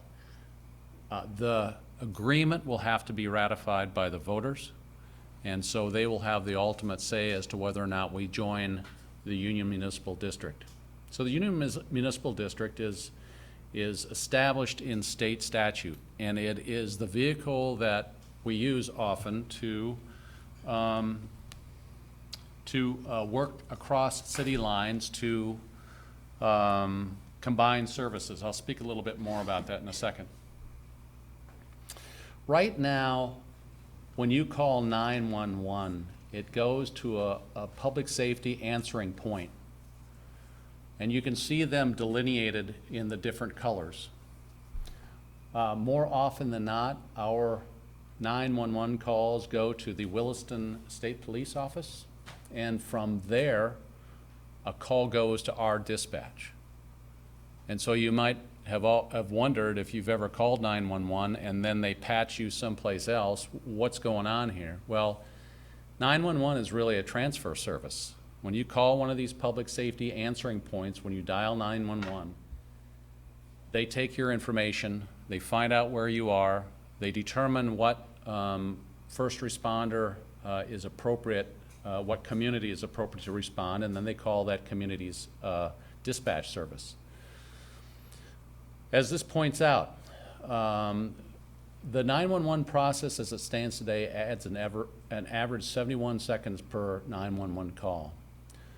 And the next data in the next bullet point goes on to point out what the National Fire Protection Association recommends, that 90% of emergency calls are processed within 60 seconds or less, and that 99% of the calls are processed within 90 seconds or less. So if we're already using 71 seconds up on 911, we can already see we're challenged to meet the standards.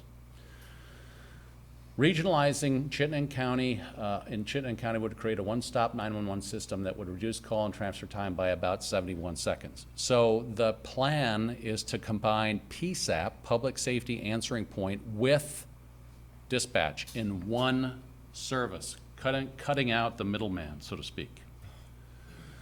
Why are we doing this? Currently, we have 6 locations, and when I say locations, different communities that provide dispatch services right now.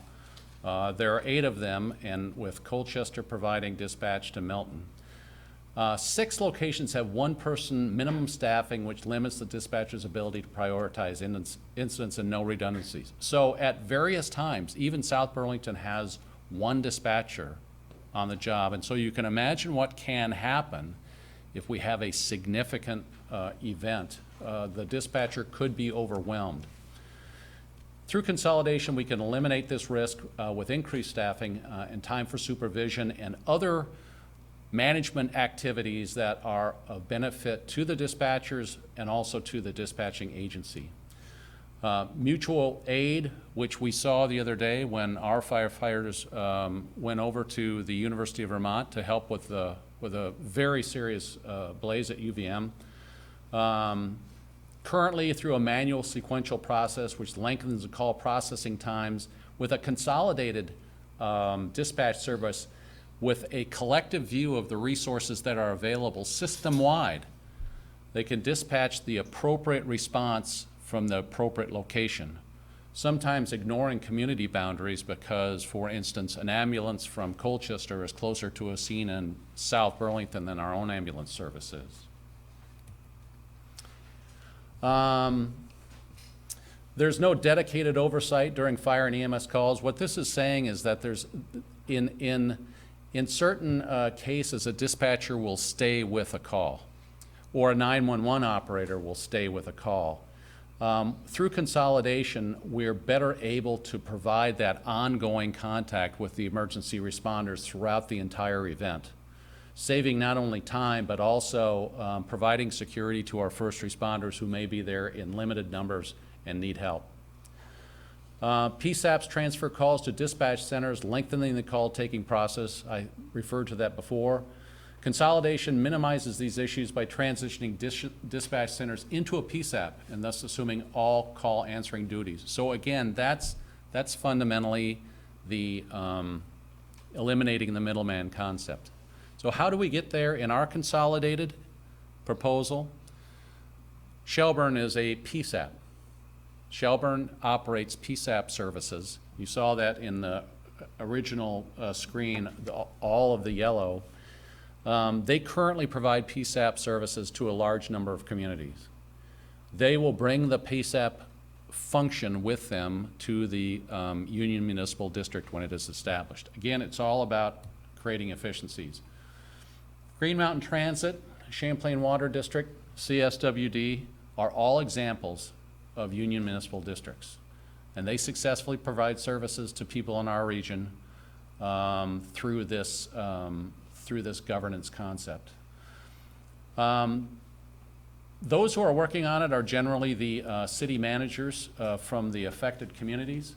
So from across the table, we have Charlie Baker going our right to left, who is hosting this whole event under the Chittenden County Regional Planning Commission, Pat Scheidel, Essex, Rick McGuire, Williston, myself, Aaron Frank from Colchester, Joe Colangelo from Shelburne, and Jesse Baker from Winooski, and then Darren, forgotten Darren's last name, I'm embarrassed now, who is a select board member from Milton. This is where the reference to Vermont statute exists for the authority for a union municipal district. And for more information on this, you can go to this website. Now, getting into the agreements. What is the agreement that you had in the packet?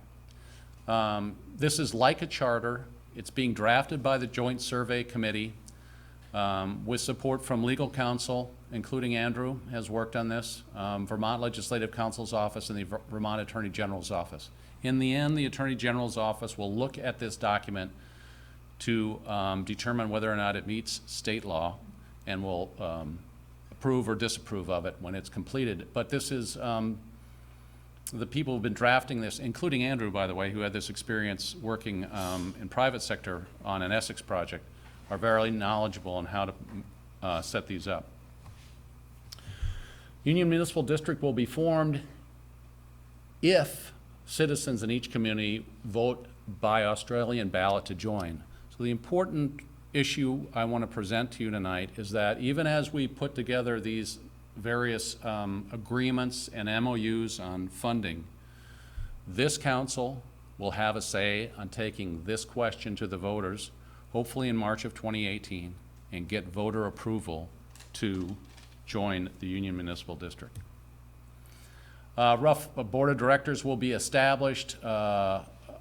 Communications director, executive director will be established. This is the layout, the flow chart of who would be involved. Our chiefs will be involved as a technical advisory committee.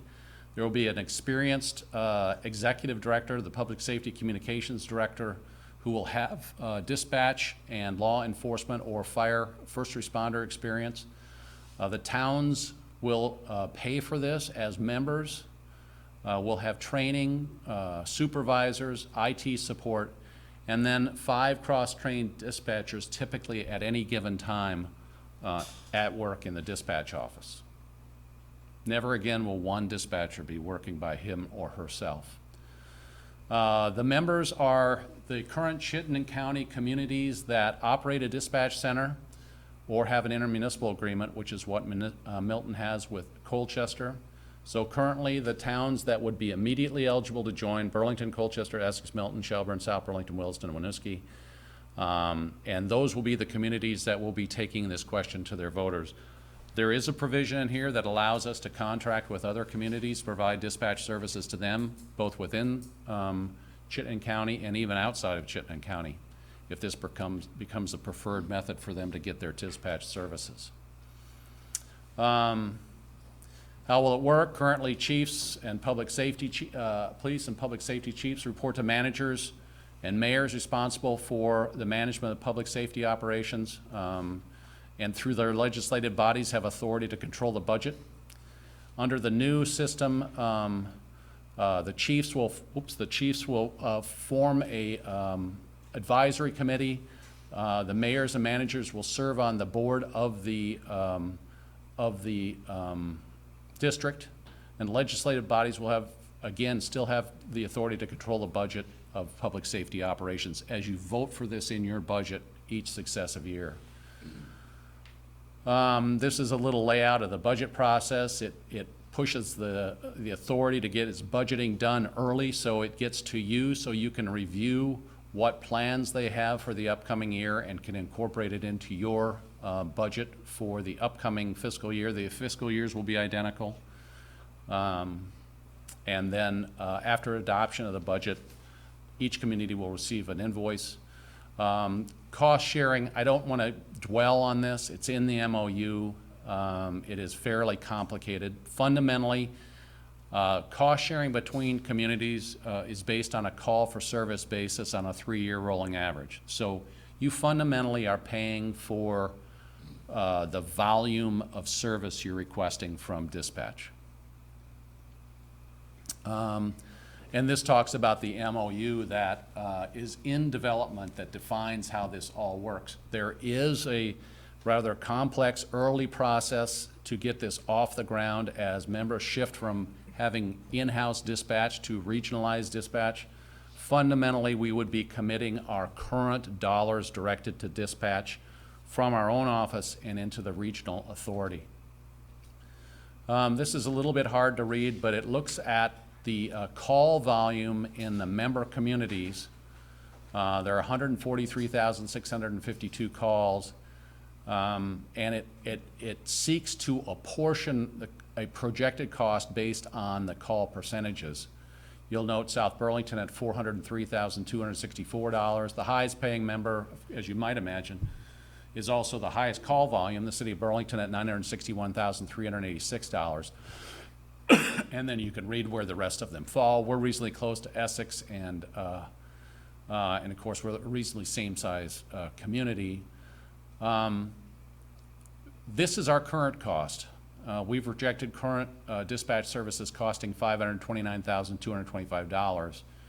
So clearly there would be a savings for South Burlington if everything goes as projected. Of course, it won't, but this is a projection. We are not in this initially in the first few years to save money. In the long term, through economy of scale, I think we will save money. But this is all about the 71 seconds too. This is all about making a difference between arriving on time and not arriving on time, and sending the right piece of equipment to the right location at the right time through modern communications and GIS services. Kevin, just a quick question. If I might, that's with the presumption that all of these communities participate. Yes. If Burlington decided to opt out, that would be a significant increase. It would be. And there's some question, Pat, based upon the consultant's report that suggested that without Burlington in the mix, this whole setup might be challenging. The economy of scale that might come about may fall short because of inefficiencies. I mean, we become the highest user at critical that mass. point. Yep. Or the first or second highest user. Anyway, Burlington is making a very significant investment in its computer-aided dispatch software. There's a very complex piece of software that Burlington is investing in. They've invited, to their credit, they've invited all the public safety first responders in from the other communities to review this, because it is our expectation that that will transfer from Burlington into the Union Municipal District Dispatch Center. So they're going to be testing this out, but they brought all the other chiefs in to view the products, and they'll be back again with the preferred vendor, I think, in the next 3 weeks or so to further review that software. As you might imagine, it's combining communications, GIS, and a lot of different functions, record taking, and it's quite complicated, and it's quite expensive. So. But it's designed to respond to the number of calls that we're estimating for the entire union? Would this software have that capability? Yes, it would. It is run by many much larger dispatch centers. I just keep thinking about medical records and all the different. Yeah. Software vendors that different hospitals buy that all of a sudden can't talk to anybody else. Yeah, that's why we have a technical advisory committee. Yeah. Tom, you had a question? I'm guessing, or it seems, that the advancements in the sophistication of different information systems are really driving this consolidation to spread the economies of scale and those heavier investments and the technical requirements to get them in place. Are we seeing this trend elsewhere, either in Vermont, other states? Okay, so we're not out there leading on the bleeding edge of this. Other municipalities across the country are looking at consolidated dispatch services. Very much so. In fact, some of the various first responders have been to other dispatch centers in the Northeast where they've done this, and they've done it successfully. There's one other in Vermont that's looking at this, and that's the Central Vermont Public Safety Authority. It was actually set up in a Union Municipal District. They're struggling a Berry City and Montpelier. And I'm not sure if they're going to make it to the finish line or not, but that's another one that's trying to do this in Vermont. So I have a question. Back on that one, Tim? Huh? Back here? Well, just in general. So I noticed that the name of it is a public safety, Chittenden County Public Safety Authority. So, public safety doesn't say radio dispatch, right? Or, you know, it says a lot more than that. It does. So, is there anything to prevent this authority from expanding its breadth of types of services, even though it starts off as dispatch services? There is not. There is not. And the intent, You need to change anything when you decide to go down that road? we may need to amend it, and that amendment would go back to the communities. But the intent, and this was heavily discussed, because there are other areas of public safety that might be better delivered regionally. For instance, canine units, animal control units. We already do the special unit for, Chittenden County Unit for Special Investigations is a regional function, although it's not covered under a Union Municipal District. It has kind of a loose governance. So there are others, and so the answer is yes. You could eventually choose some others. But one thing that bothers me is that in the initial part of this presentation, it seems like you didn't emphasize enough the fact that you have 6 separate call centers that are staffed with like one person, like all day or all night, whatever it is, right? And I don't know the quantity of the calls that they're taking, and I don't know if they're doing other work as well, but the fact is that you have a whole person dedicated in each of these centers, and they're probably not on the phone every second that they're, so there is an economy of scale by combining these services, right, with fewer people doing more work. And that's with the latest technology in one place where it's all centralized. So that has to be more efficient. I mean, Yes. And then you have the call time on top of that, which to me is, I mean, I haven't heard any complaints from anybody that it takes too long to get, you know, calls to 911 answered promptly. It hasn't been in the newspaper. I haven't seen that. I think that that's an advantage or a benefit for doing this if you have the PSAP consolidated with the dispatch services. So, but to me, the real reason to do this is because you're going to get rid of X dispatchers from X number of towns, period, because you don't need that redundancy. That's the whole point, I thought, is you're eliminating redundancy where it's not benefiting any of the towns. There will be economies in staffing. We still project that they'll need to have between 34 and 36 dispatchers in the staff. Well, obviously you're consolidating all these calls. You're going to need a number of people. Yep. But I'm hoping that number is fewer, or the total labor cost spent on dispatching is going to be less in this center than it is among the current total for all the towns. There's more management. Well, there's a new manager. Right. Yep. So there's more overhead costs. There's more room for growth, but there's also, you know, career development, and where people have, you know, a place to aspire to, right? So There will be supervisors Right. and training and IT managers, along with the executive director. But does that mean that there's an equal amount of IT management time that will be disposed of in the 6 or in the number of towns participating where that local IT person doesn't have to bother with dispatch anymore? Right. But will you be able to save any money there because you still have to pay for that whole IT person? So Well, our IT person right now is Al. So we spread Al out across. Now, we do have, I will say, we do have a consultant that does a lot of work with the PD. So yes, your point is correct. There will be efficiencies associated with this that will lead to appropriate size staffing that will probably be less than the aggregated number existing today.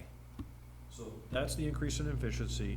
That should reduce costs for each of the participating towns. And you see that in the chart. Right, and you should then also see improved response times, improved dispatch times. Yep. And with one central dispatch center, you have one set of software, not 8 copies of it at their own license cost, right? Yep. So hopefully it's the latest version, and, you know, it's Well, right now, some of the centers, the first response, principally police, are using a system called Valcor. Other police departments are using a record keeping system called Spellman. The state uses Spellman. And so you have that divergence of record-keeping software today. One of the technology issues that will be overcome with this is that the new system that Burlington buys, if it's incorporated in, will be adopted across the system, and it's highly capable. And then, will these dispatchers belong to a union? We're working some of that out right now, and I really don't want to get into that. Okay. So. Just curious about how you would like dovetail from existing contracts to a new contract, to a new district. Very carefully. Yeah, and as you might imagine, that's No, I know. that's a sensitive issue with our team members and Yeah. others too. Yeah. But all that is being discussed. And then the board that would consist of the police chiefs. they No, would kind of- the actual board will be the city managers, mayors, or their designees. But the police chiefs, do they have? They will have their technical advice, they will serve beside this as the technical advisory group to the board and to the executive director. So as a practical matter, on day-to-day operational things, the executive director will provide that guidance. If they run into a problem, a technical issue or some type of coding issue or anything, the chiefs will be engaged to figure out a solution to the problem. The managers, because this is an executive function, will provide the overall governance, reporting back to you in the They will be budget process. responsible to hire the exec. Yes, they will. In today's world, who has the primary management responsibility for the dispatchers? Is it the chief or is it you? Well, the buck stops with me, but the chief provides oversight through a detective, or through a sergeant. Okay. Right now, Sergeant Doobie is the administrative services sergeant, and he provides the most direct oversight. So that's the police have the first top responsibility, and then you're the second, you're the The very chief top. and then me. Okay. Yeah, the chief and then me. And then, of course, our dispatch is located at the police department, but they also dispatch, obviously, for the fire department. So, interestingly, the site that has been certainly initially chosen for this regional dispatch service, the Union Municipal District Service, is actually in our police department building up on the second floor. It's not in the police department, it's in the same building, however. Will you So, rent for that? actually, Bobby Miller will get rent until the building becomes ours, and then we'll get rent for it. Let me finish up here. We're looking to get this going in July of 2018. We look to be adding a community every 3 to 6 months, 2019, and that's it. I did want to speak very quickly about a transitional process. The survey committee believes it's important for us to transition into this model and have more or less a beta test to see how the larger integration of communities is going to work. The two communities that are stepping up to do that are South Burlington and Colchester. Sometime this fall, I don't have a date for it yet, we will be bringing our dispatch teams together in one room, and they will be dispatching for both communities. Both South Burlington dispatchers will be dispatching for both communities, as will Colchester. They'll be sitting side by side in the same room. In the police department upstairs. And we hopefully will be working out the bugs of integrating communities into this system. We anticipate that at least one other community will join on or about the town meeting vote in March. Probably be Shelburne with the PSAP. Another one will add right around July 1, and then they'll be coming in. Probably Burlington will be last, but that may not be the case. So They have the software, though. they have the software. Shelburne has the PSAP, and the PSAP is critical to this. So we wanted to get Shelburne in quickly. The reason Colchester and South Burlington are fitting together is because we have similar technology, and so the technology issues will be less, and we'll work on the integrating teams together issues and determine how that works best. So. Go ahead. What upfront costs? Current dispatch operations. So you budgeted, the public supported a FY18 budget that included funding in it for dispatch services. Some of that will migrate over to the new service along with our dispatchers. And then the MOU outlines how the rest of the transition goes until we get into a fully integrated, everybody's in and everybody's paying based upon call volume. But basically, everybody will be dedicating their first 2 years of their already budgeted dispatch dollars, to the startup. So we're not expecting any major infrastructure costs or investments? That in our actual consoles together, so our immediate technology buy will be reduced as a result of that. I think our CIP, Tom, has us upgrading our consoles and dispatch equipment in FY19 anyway. So it dovetails perfectly with our CIP if we have to upgrade in FY19. And so we will seek to do this technology standpoint and from an office-based standpoint. When is there a public vote? It would be a public vote potentially in March. So we would have it, if you approve, March of 18, and that would be a vote on the joining the Union Municipal District. And Colchester will have that vote as well? All 9 communities would have that vote. Oh, they all would, even though they're phasing in? Yep, yeah.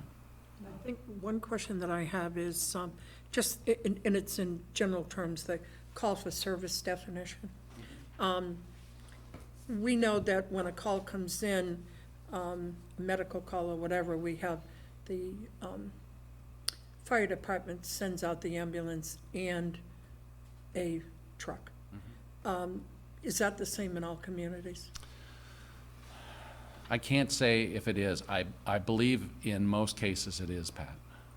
Okay, because my question was that I know we've talked about having some different type response potential with that to cut down sending the 2 vehicles out.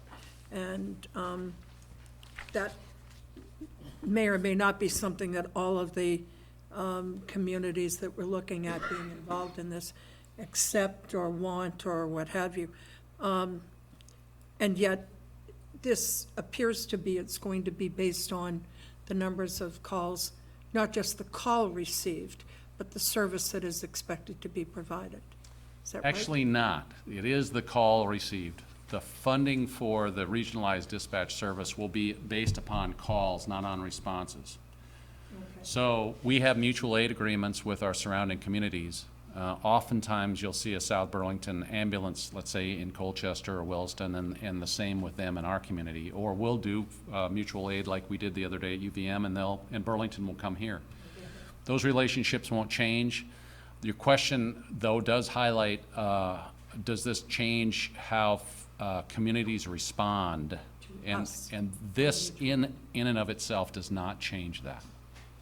It makes it more efficient, and it will end up sending the most appropriate piece of equipment or pieces of equipment to the site, but it doesn't necessarily change our operational system. Well, I guess what I was getting at is if we were under a circumstance where we needed the mutual benefit, Yep. and the community where they were coming from was used to sending just the ambulance instead of the ambulance and the piece of equipment, it will be unified so that called that we wouldn't have both pieces going out.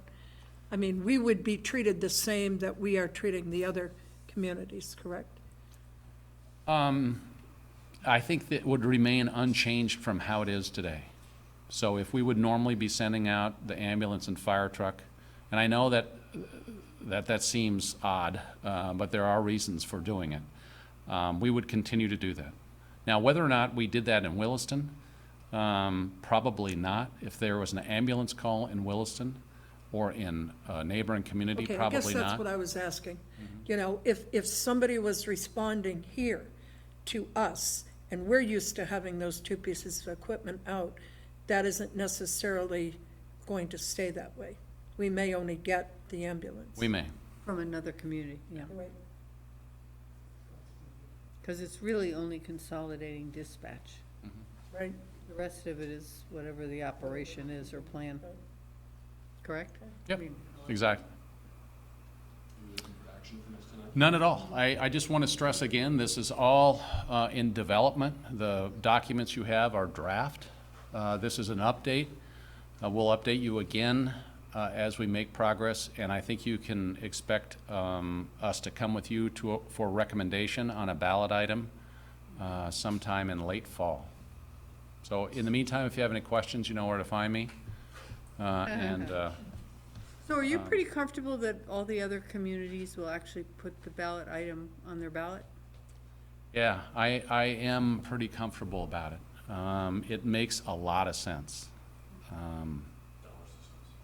It makes dollar sense, it makes operational sense, Well, no, not timing? for all of the communities, though. Some it's gonna cost them Yeah, more. it's gonna cost more. but I think over the initial, those were initial numbers. I think over the long term, you'll see those economies come through, so. Well, I think the biggest advantage, what you said at the very beginning, is the Everyone. reduction in time for response, Mhm. right? And I think that's, if we even keep the same level of cost, that's a huge win, right? For our people. Well, it's going to be certainly, I mean, if you were Burlington, you'd be sitting there saying, if we have this software that we are doing, you know, and we are providing the software, that's kind of like putting a stake in the business a little bit, you know? And so I would see that their costs may be proportionately less during the time frame of the Well, I think software coming in. the reason that it's good to have all the chiefs from the neighboring communities come in is once it does arrive, once they do get integrated into the regional dispatch, there will be a payment into a fund to reimburse them at some level for the technology. So that will be a shared cost across all the communities who will at that point be using it. In the meantime, they will be testing it, real-time testing it when they acquire it, and gain expertise in how it's used. So, Good enough? okay, great, thank you. Thank you. So the only thing I'm sure it's still to be discussed, but if a community disagrees with the budget, they can just provide a written statement, what points they disagree with, Yes, they're required. and then they enact the budget, or, I mean, there's no. The Those are major- like GMT? the majority of the board will set the budget. If you fall short on paying your assessment, you might, the, No, there but is if an you, exit though. if the public of a community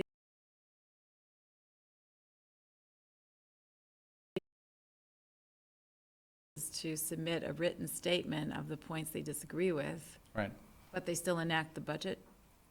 The So board- they can protest, but it won't have necessarily an impact. I think the board would consider the rationale behind the protest and understand if it's valid and whether anything can be done to affect the concerns of a member community. But in the end, the board will have to use its judgment to approve its budget. And if you want to continue to get dispatch services, you'll have to pay the fee.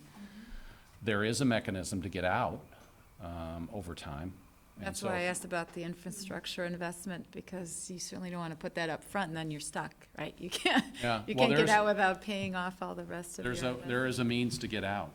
if Right, you but so it's not desire. easy. Not easy, it's no, not easy. it's not easy. But then again, everybody who's involved in this believes that this is going to be higher quality service, better work environment for our employees, long-term savings to the communities, and better for all of our residents. And so, if you can find something that works better than that, it would be unlikely. Because the PSAP, and Shelburne bringing the PSAP into this is vital. Great. It is a little bit like the European Union. You just can't say, I'm out. There, No, this you is have no to Brexit have. here. Yeah, no, but. There it is. Not paying anybody. Yeah. Before we move on to item 14, since it's 5 of 9, let's have a 5-minute break.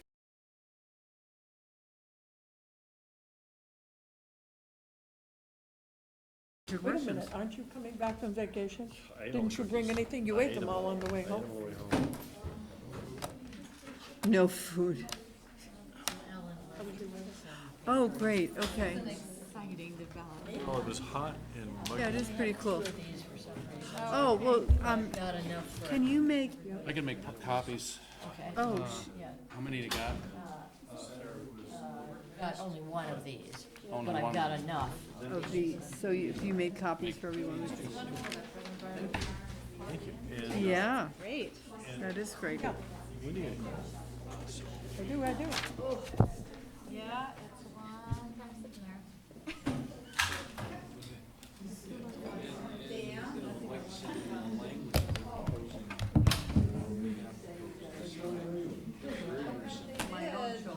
Oh, and the little ones.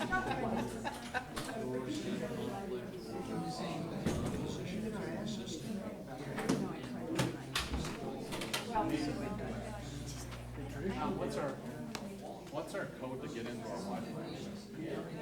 It's SBC, or it's SB guest, right? I will. I'll explain that. Okay. Thanks, Pat. I Sure. appreciate it. I don't wanna, pour salt on something. You know how that is. Well, it's, We've all been there, right? oh, yeah. I will.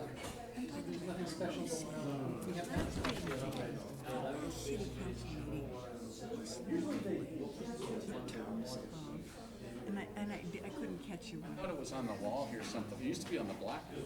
Yeah. I think we have Go get it. numbered.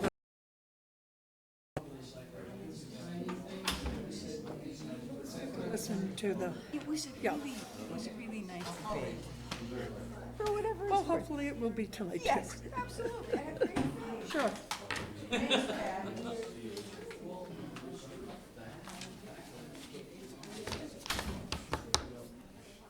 you left Boston.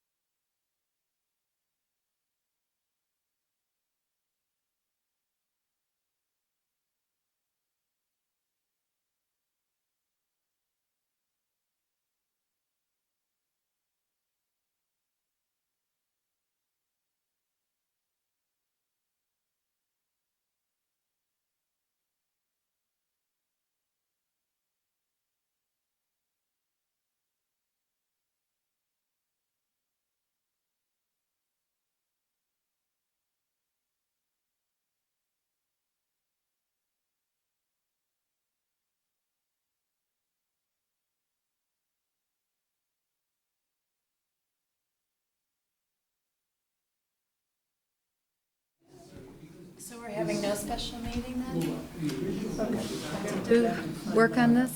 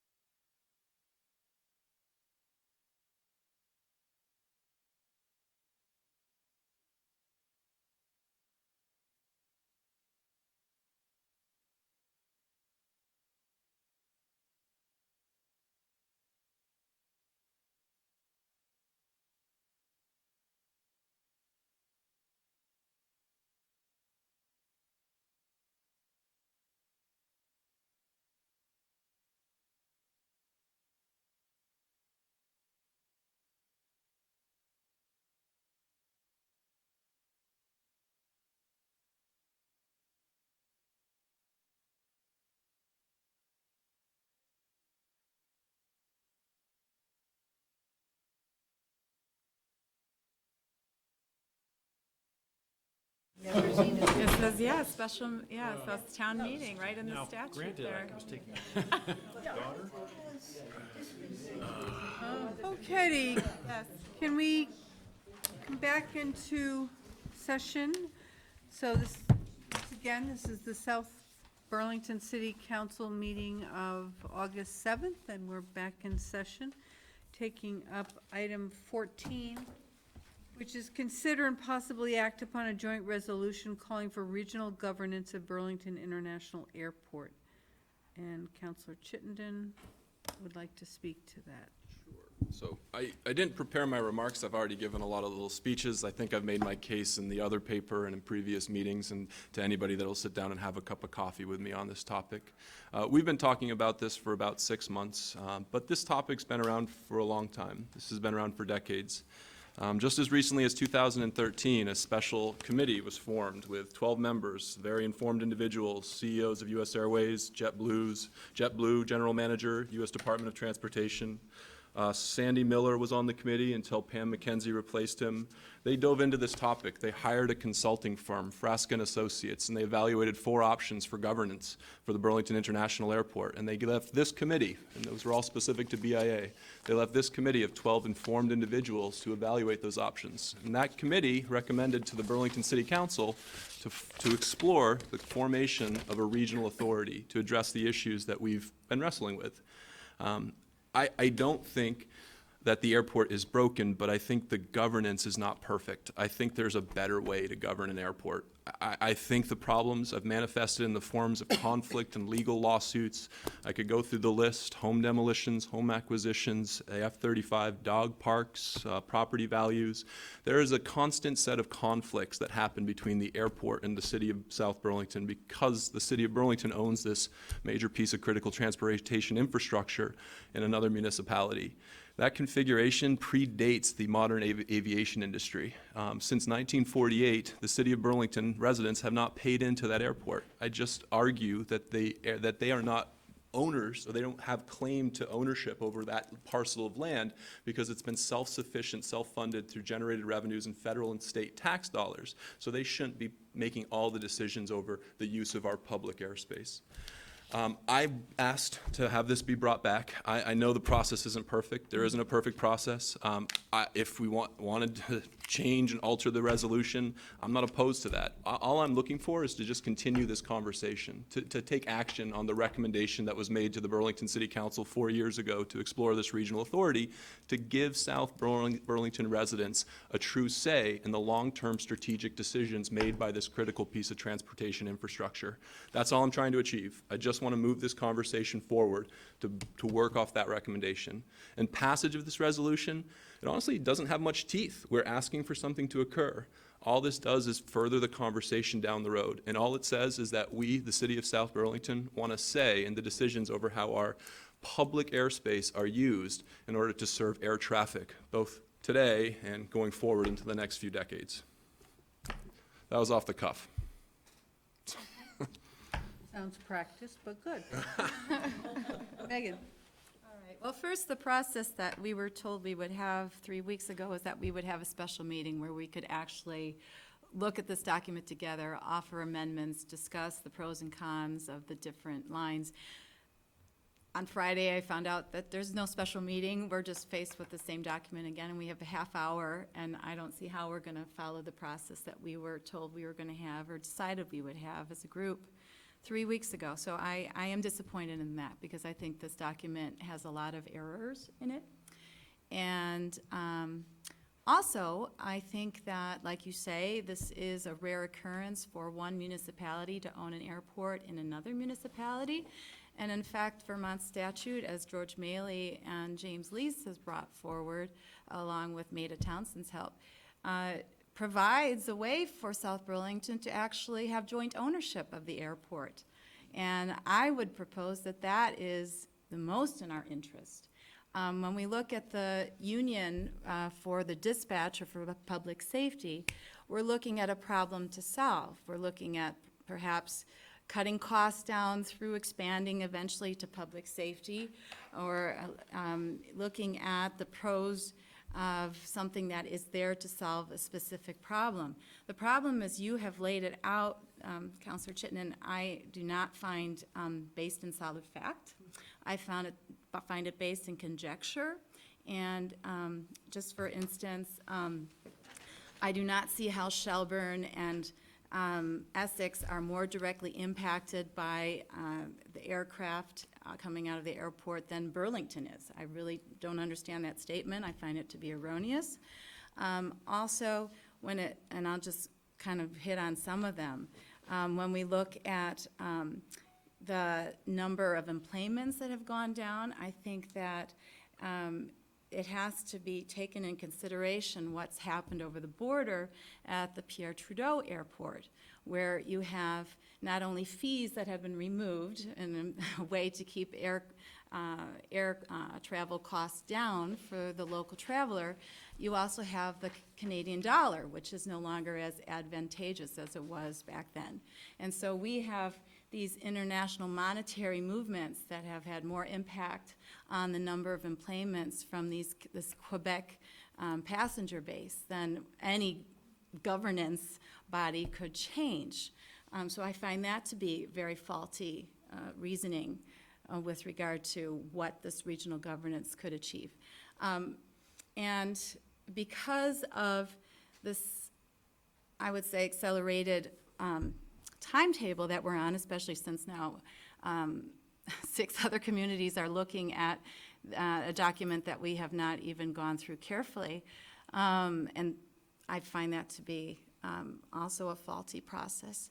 I would say, well, if there are enough counselors to pass this without us really having the time to go through it, I have a lot of changes I would like to put forward. Another error is that their top recommendation out of that 2012-2013 study was for the Airport Commission to have actual power with regard to hiring the airport director. That was the first recommendation. The fourth recommendation was studying a potential governance structure that would include more regional representation, but it was not by far the top priority. In fact, looking through those documents that our previous airport commissioner sent to me, and I don't know if you got them from somewhere else, but I forwarded them all to all of you, is that what Burlington would expect if it were to move to regional governance is that not only would they be reimbursed for a share, and that figure is not offered in the documents, but that each community should be prepared to have some kind of fund set aside just in case the airport needs to have some buffer. And that's what Burlington does. So it does require, according to this consultant, Frasca, it requires some kind of financial obligation on the part of the partners who would join in this regional governance structure.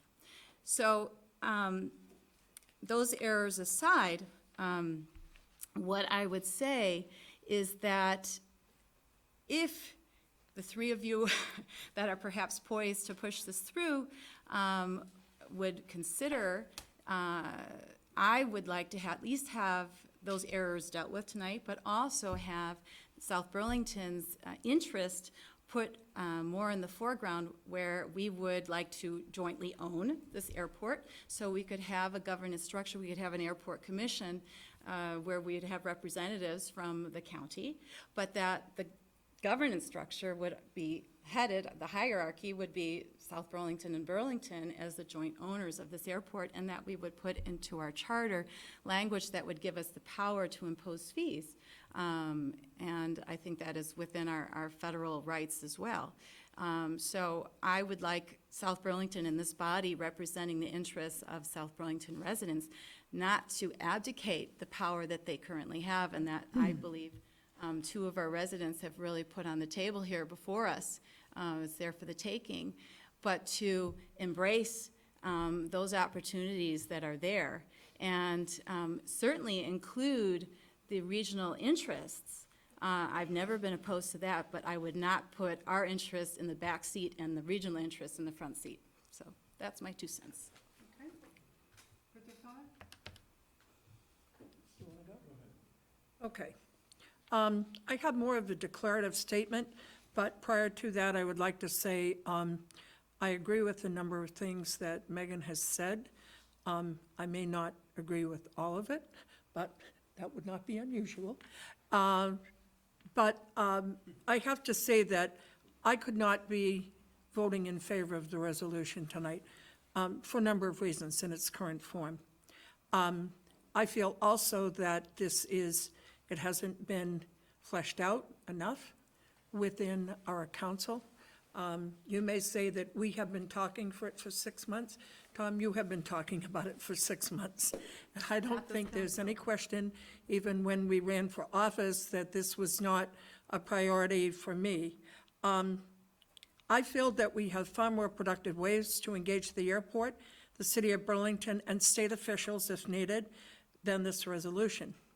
You know, over the past several years, South Burlington City Council has written resolutions as a form of communication or dissatisfaction for issues within the community and the region. And the resolutions, unfortunately, really have no enforcement, property, or legal value, and may serve to, and have either antagonized or irritated relations with other communities or community leaders. So putting that aside, I look and say that